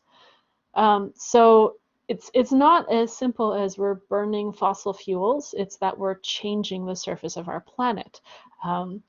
Important to note that these factors are rigorously accounted for in our climate models in the IPCC report.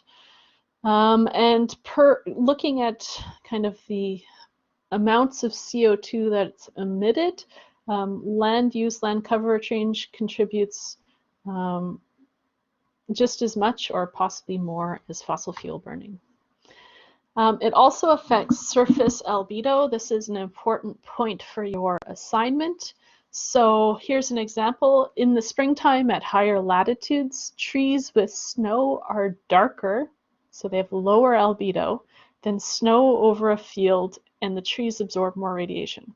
So if you have deforestation at high latitudes, because it's changing the albedo, you can actually cool the climate. So it's not just deforestation means warming. So thinking about how changing land use, land cover change affects surface albedo is also important. Any questions about this?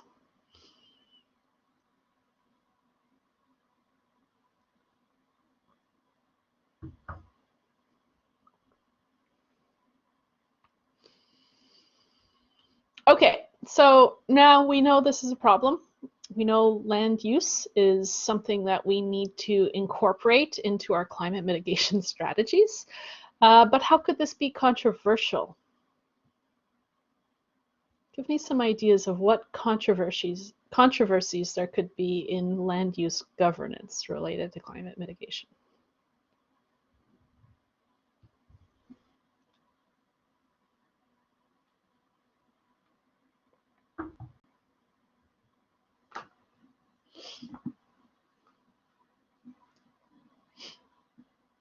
Economic considerations. We need to feed ourselves, but it's bad for the environment.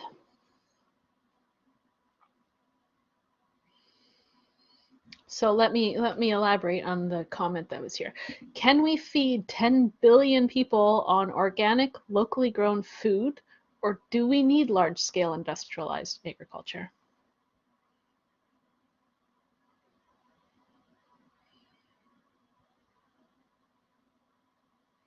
who is affected. If we change where we get our food and it makes it more expensive, the people who are most vulnerable are the people who are lower on the income chain.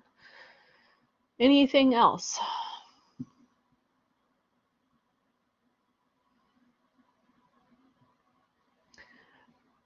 So when we think about land use, land cover change, like deforestation, this is the biggest threat to biodiversity. So what kind of considerations related to biodiversity? So one question, how much land and ocean preserves should we set aside to maintain biodiversity? So here, scientists by the name of E.O. Wilson created this guide to how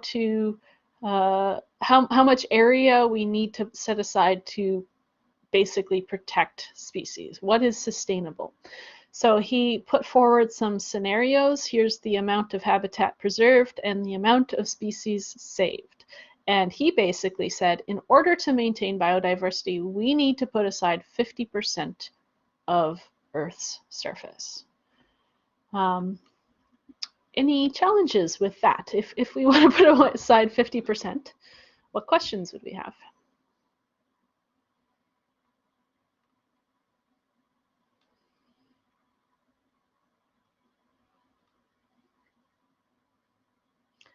Are we doing it correctly? And habitat fragmentation is a big problem. How much land we actually need? Do we care about biodiversity in the first place? Like if it's us versus them? Okay, some other complications. Property rights. What about if I have bought some land, I am an industry or an individual, and I have land, can the government take it away from me? Or is it mine? Who has the right to do this? Same with indigenous peoples. So what kind of rights do they have when it comes to land use, and how can we incorporate those rights into our decision making? Whether or not climate change mitigation is going to make poverty worse, or maybe we need to focus more on poverty to protect humans and then worry about climate change later. If we stop deforestation, if we build some national reserve today, is it going to be permanent, or is the next government that's going to be elected reverse all of the work that we've done? Yeah, what do we do with people who are already living in places that we would like to protect? It's not simple. Okay, so when we talked about a lot of different factors that could be exerting a control on climate change, and we can actually look at how much each of these factors play a role. This is kind of a complicated figure. So these are radiative forcings, just consider it a relative scale. This is between 1750 and 2011. Here we have natural changes, and here we have anthropogenic changes. The drivers of these changes, the relative change, so negative means that it's cooling the climate, positive means that it's warming the climate, and the level of confidence from very high to low. So, for instance, greenhouse gases, we have well-mixed greenhouse gases versus short-lived gases and aerosols. So here we can see that carbon dioxide is the biggest atmospheric driver, the biggest thing causing climate change. Methane is also pretty important. Nitrous oxides can be important. Blah, blah, blah. Let's see. Aerosols, we can see that some, like black carbon, can increase it, but most are going to decrease it. Here, again, we have this cloud adjustment due to aerosols, which is pretty complicated, which is why we have this huge uncertainty bar. And then we also have albedo change due to land use. And then we have changes in solar irradiance. So we can look at the total anthropogenic radiative forcings relative to 1750, and we see that it's increasing. So some things we're more confident about, other things like clouds we're less confident about. But we are very confident about carbon dioxide. So we know that there are these drivers, but basically we need to know what is driving climate change. So how do we say that it's the natural versus anthropogenic drivers? And the way that we have basically looked at this is by using climate models. So in this case, we have our models, and they include a lot of different physics and known factors. They can be extremely complex, these models.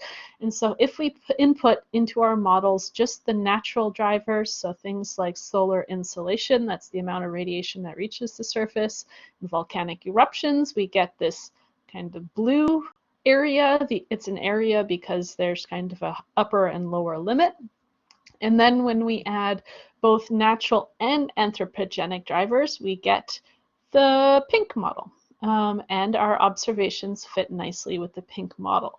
So the important thing is that we cannot reproduce our observations by any known mean unless we incorporate anthropogenic carbon dioxide emissions.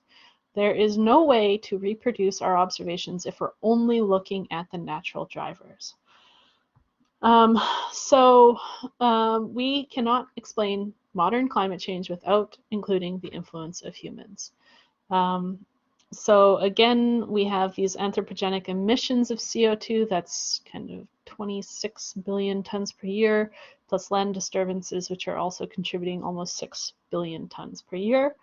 Of the stuff that we add to the atmosphere, about 40% of it is absorbed by natural carbon sinks. And then the rest stays in the atmosphere.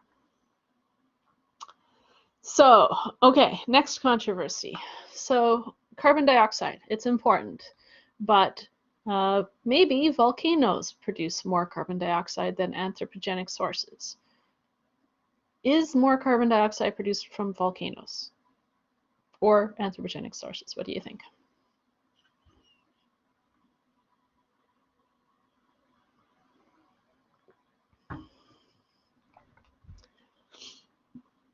Yeah, so this is another climate denying talking point that drives me crazy as a geologist.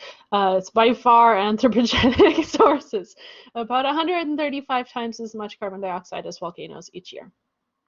So here we have atmospheric carbon dioxide levels that are actually measured. And then here we have some eruptions. So here, for example, is Pinatubo, which was a huge eruption that maybe some of you have watched my favorite NOVA documentary about. And this was the largest eruption over the last half century, and it amounted to 0.2% of human carbon dioxide emissions that year. So the largest eruption is barely making a dent. Now, to be fair, if we go back to the Cretaceous, volcanism was different, and there was volcanism on a scale that we have never seen in human history. So this hasn't always been the case, but in human history, volcanoes are not producing anywhere close to the amount of atmospheric carbon dioxide as humans each year. So we have other longer trend carbon dioxide values that we can measure in these little gas bubbles that are trapped in ice cores, which provide us with a continuous record over thousands of years. So we can see that in red, these are our observations. So we have that most recently, then some different ice cores. And we can see that there has been this huge jump fairly recently. Actually, this is the last 10,000 years. Oh, sorry.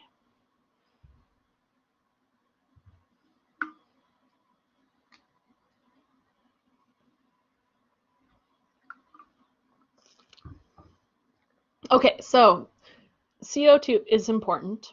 I keep saying CO2. I would get yelled at by people. It should be carbon dioxide, but CO2 is easier. CO2 is important. CO2 levels have been increasing. Okay, but how do we know that it's anthropogenic causes for rising CO2 in the atmosphere? Does anyone have any ideas?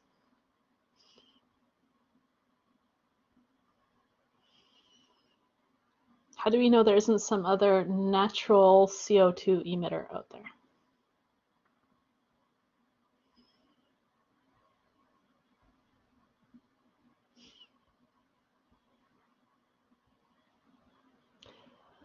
There are a few ways. Now, the first is pure math. We can tally up the amount of fossil fuel that has been extracted and combusted.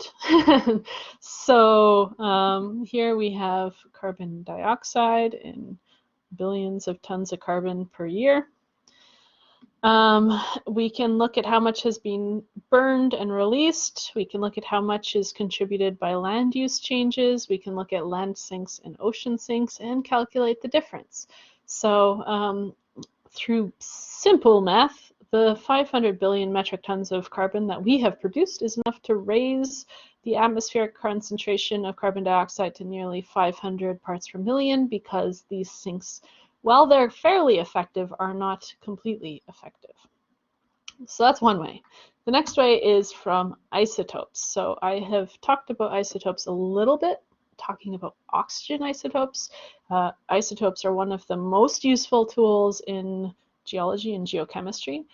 Here we're going to look at carbon isotopes. Carbon has 3 stable isotopes, 14, 13, and 12, 12 being the most common. So again, this is telling us these changes in how many neutrons we have in the nucleus. So if you have more neutrons in the nucleus, it is more massive, and therefore different processes will affect each of these isotopes differently. So carbon dioxide that's produced from burning fossil fuels or burning forests has a different isotopic composition than carbon dioxide that's in the atmosphere.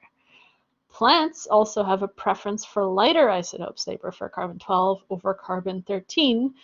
So if we look at the ratio, they have low carbon-13 to carbon-12 ratios.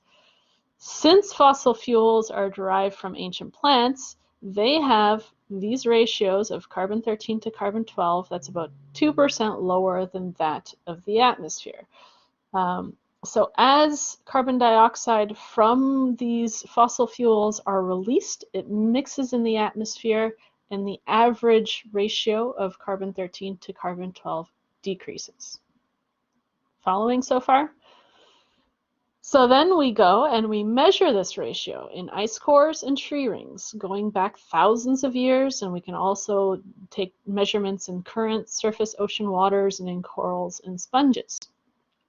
So here is what we have. We have the age in billions of years. Here we have carbon dioxide concentrations, which we see coming closer and closer to present day. Carbon dioxide levels have dramatically increased.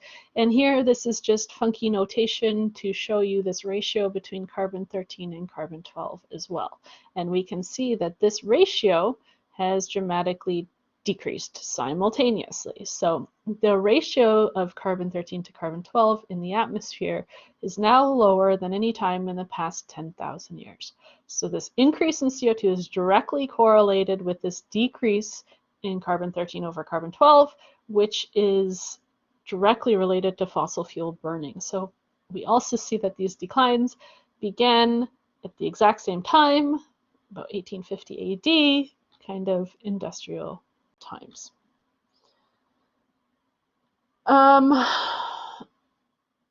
Any questions?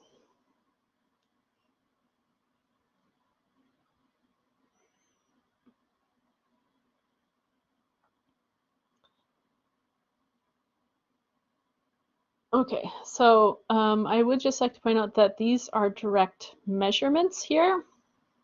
In the first two, and then in the bottom here, this is a model of the ratios that we would expect to have from plants, from burning fossil fuels.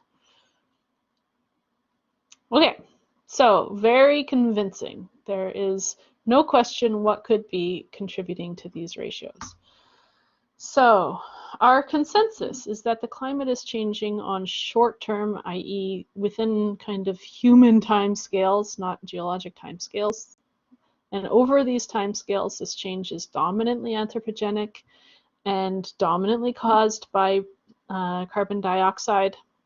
And regulating carbon dioxide is really the only way to mitigate future changes. So this is where we can start to apply our models again.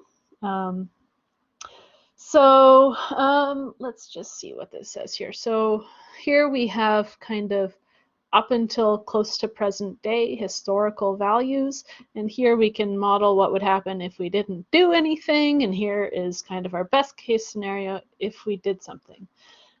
So this is basically when we drastically reduce greenhouse gas emissions. And then these bars here are just showing kind of other pathways if we have kind of different emissions that are allowed for. So these climate models, again, they can be pretty simple energy balance models like box models, or these full complexity models that include a lot of physics, like resolve fluid dynamical equations, plus representations of some processes we can't fully resolve, like clouds. And these are not predictions of the future. This is just showing what could happen. And it kind of shows us that there is a way forward, but it requires some drastic changes. There are things called integrated assessment models where the world is divided into regions, and things like the economics, technology, agriculture, energy, and population or demography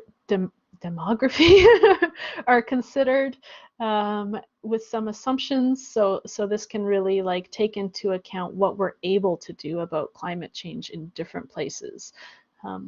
But again, every model has some assumptions, like we're all going to share all the technology that we have going forward. So these are our possible futures. And it's entirely coming down to governance and law and politics in order to make these changes. Individual changes are not going to lead us to the best case scenario. So they try to take into account technological innovations when they do these forward modelings, which is obviously fairly difficult to do. They can be pretty complicated, like what would happen if we went to electric cars, which would mean more mining, so there are more upstream and downstream sources of carbon that are just different, but maybe we're not burning as much carbon to put into the atmosphere, those kinds of things. So we don't know what the future is going to be, but the best way for us to make a difference is to become politically active. And this generation, your generation, has gotten really good at like online activism paired with a deep concern for the environment. So I think that if you can do nothing else but become politically active in your life, that makes a difference. Believe me, it makes a difference. Your generation will be the generation that's in control going forward. Now the other thing, this is, let's see. So we're talking about carbon dioxide.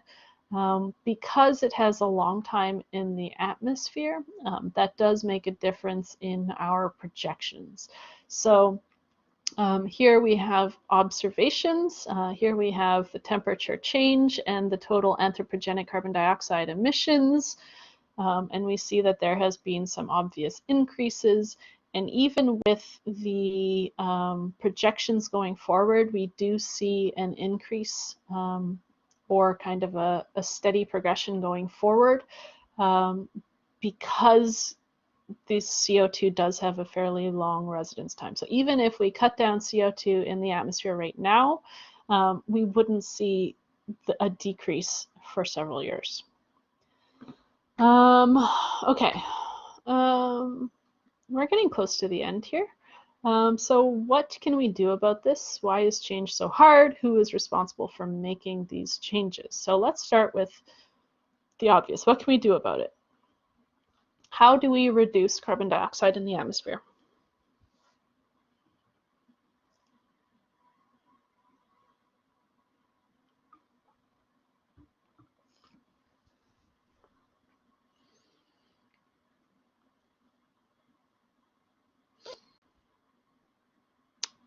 some great answers. Invest locally, drive less, make good choices, abolish capitalism, support small businesses. Yeah.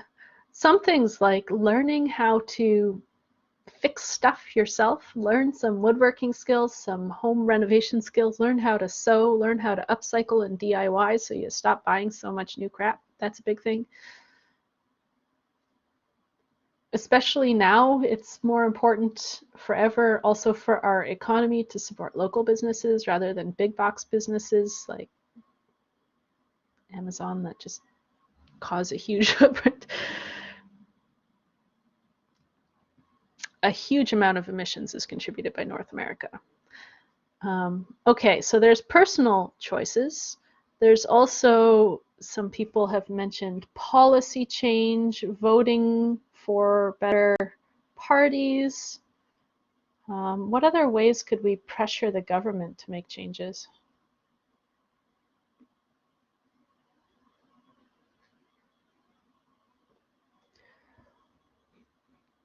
Attending these kinds of rallies, perhaps? Climate change strikes? Campaigning? If any of you ever decide to run for office, send me a message and I will campaign for you. I will go door to door campaigning for you. Absolutely. If you actually become a politician, it sounds horrible. Nobody really wants to become a politician, but if you do take that step and work in public service in that way, let me know. Okay, there we go. Tax carbon emissions. Yes, so carbon taxes, cap and trade systems. This is going to be on the assignment for you to do a little bit of Google research on what is a carbon tax and what is cap and trade. It is by far the best way to reduce our carbon footprint, according to all of the Nobel Prize-winning economists. And unfortunately, the word tax is not a nice word in politics. But, you know, again, who are the voters of the future? Maybe more popular support for carbon taxes is what we need. Okay, why is change so hard?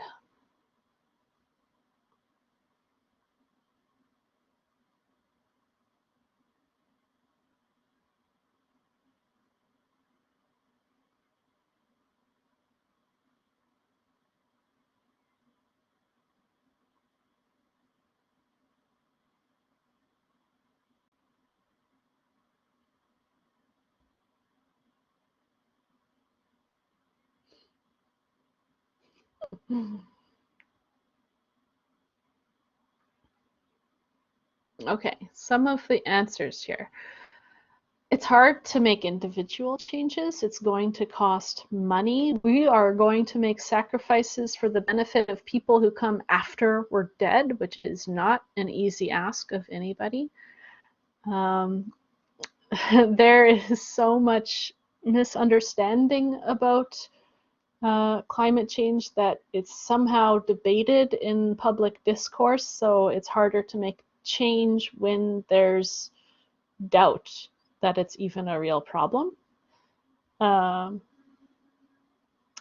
Yeah, kind of our general system of government could be challenging.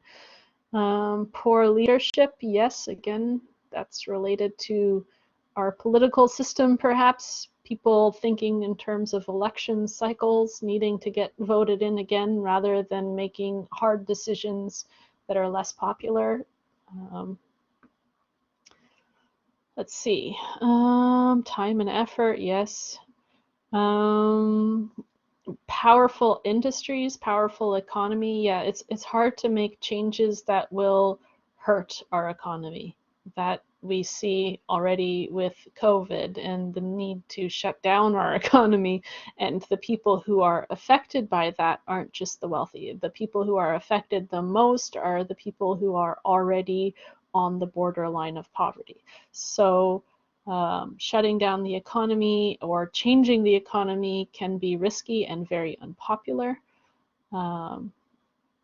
Yeah, value of economy over the environment, especially like we don't even want to face a reduced economy right now that we are going into a huge amount of debt that future generations will have to pay off, because we value our economy so much. So I think that one of the things that drives me crazy is that all of the public discourse has the onus on the consumer to make good changes. You're eating meat, so you're bad, so you can't, criticize others because you're not living a perfect life. Like, oh, you Amazon shop every month, so you're not doing a good job, so like, who are you to talk about this stuff? When most of the carbon emissions are from just a few large industries. There's about 100 companies who are contributing the most. So instead, changing public discourse to regulating industries rather than saying every single person needs to live a perfect life, which none of us will ever be able to do. Okay, okay, good conversations, guys.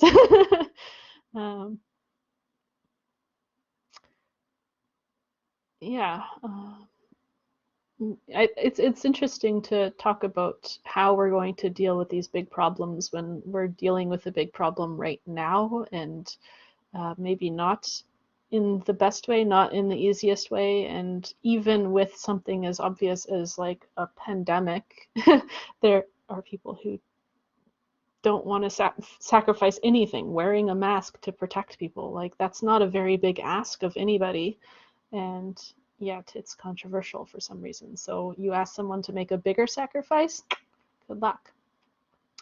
Anyway, but I have a lot of hope in the future because of this generation, because teaching students like you and seeing the leadership and the passion, it gives me so much optimism, and hopefully this progression in our society will go a little bit quicker in the next years. Okay, so we had this in our beginning of our last lecture. So who thinks, actually, let's do a poll. I like polls.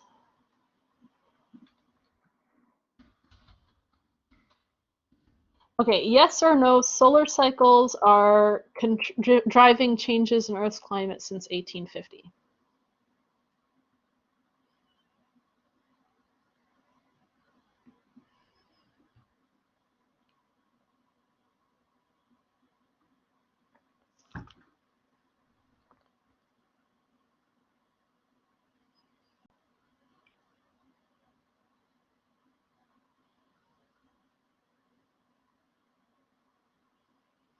Interesting results. All right, I'm going to share the results now.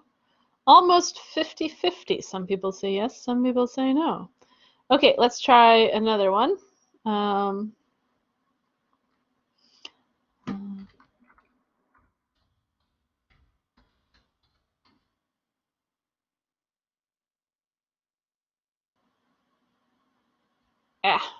messed it up, sorry.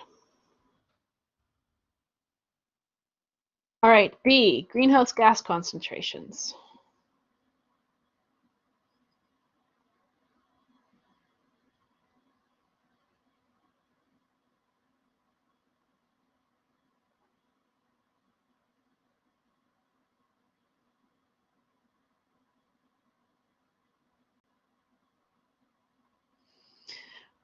Dominantly, yes, greenhouse gas concentrations. Okay, next one. Whoops. Abundance of atmospheric particles.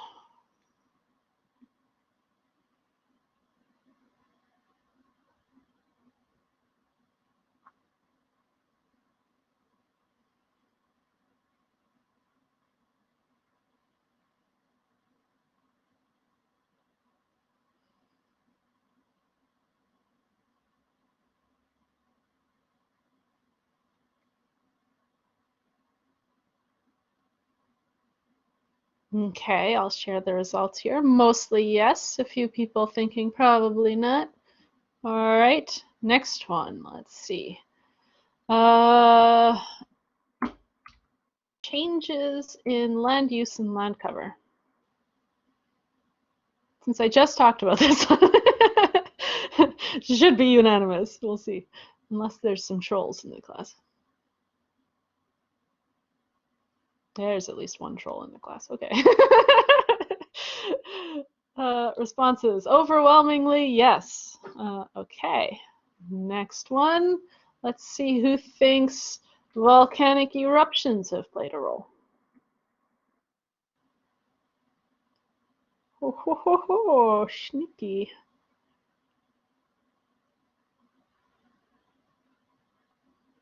Interesting responses. Most people say no, but there's still quite a lot of people that say yes. Okay, all right, let's try this again. Changes to Earth's orbit.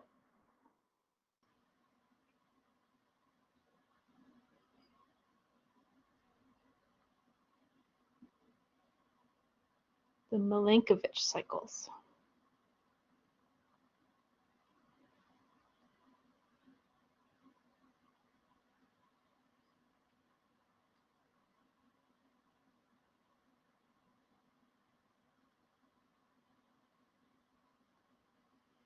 Okay, mostly no. All right, two more. Let's see how this goes. Natural variations in the ocean and atmosphere. So natural variations.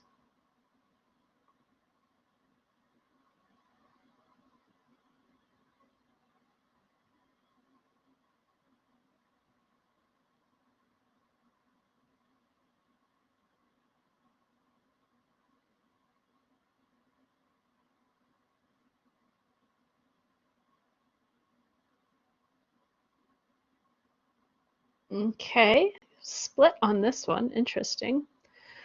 All right, feel free to answer or not this one. The climate is not changing.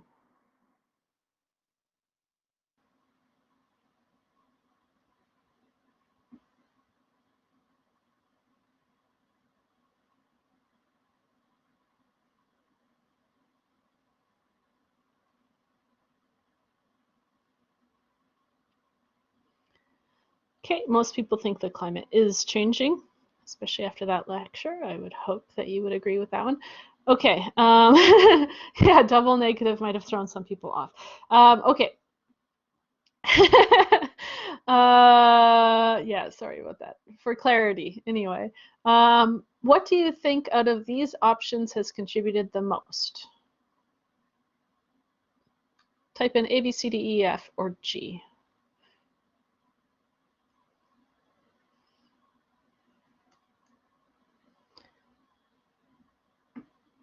All right, let's do a poll.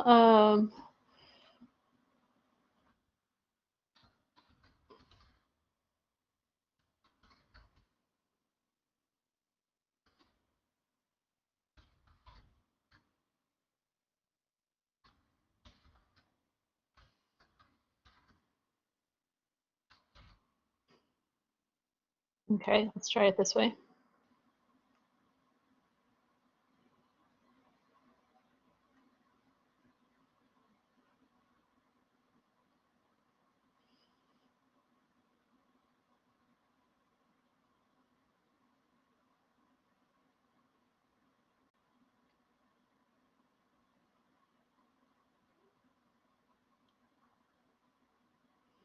Okay, that is the responses. Most people say greenhouse gas concentrations.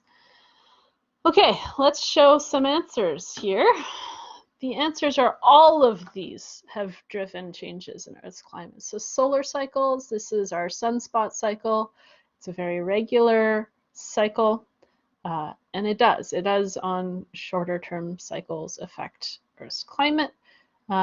Changes in greenhouse gas concentrations, absolutely, and this is the factor that has contributed the most. Changes in the abundance of atmospheric particles has actually played a role in changing Earth's climate over the last 100 or so years.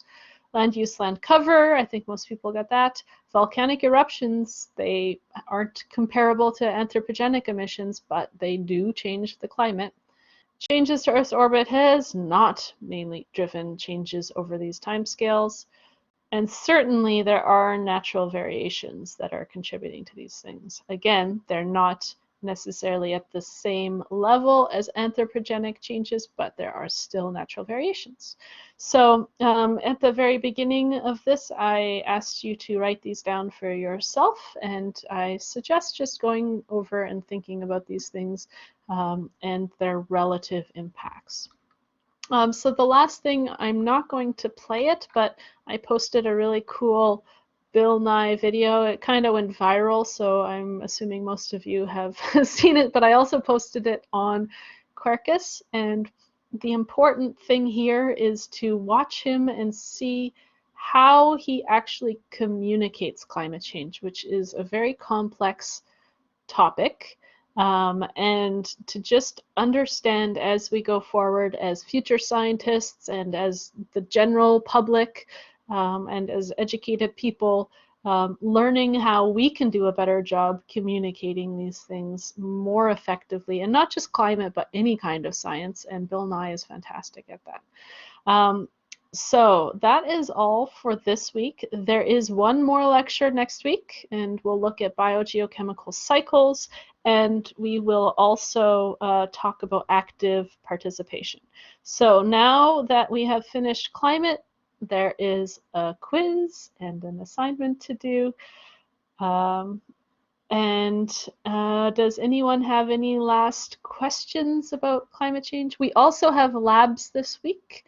I would like to emphasize that the labs this week will require group work and participation. And if you do not attend the lab synchronously, you're going to have about 5 times as much work to do than if you work in a group.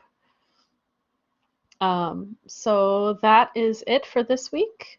And I will hang out for a little bit and then join the other room for virtual office hours. And if anyone has any questions, please let me know.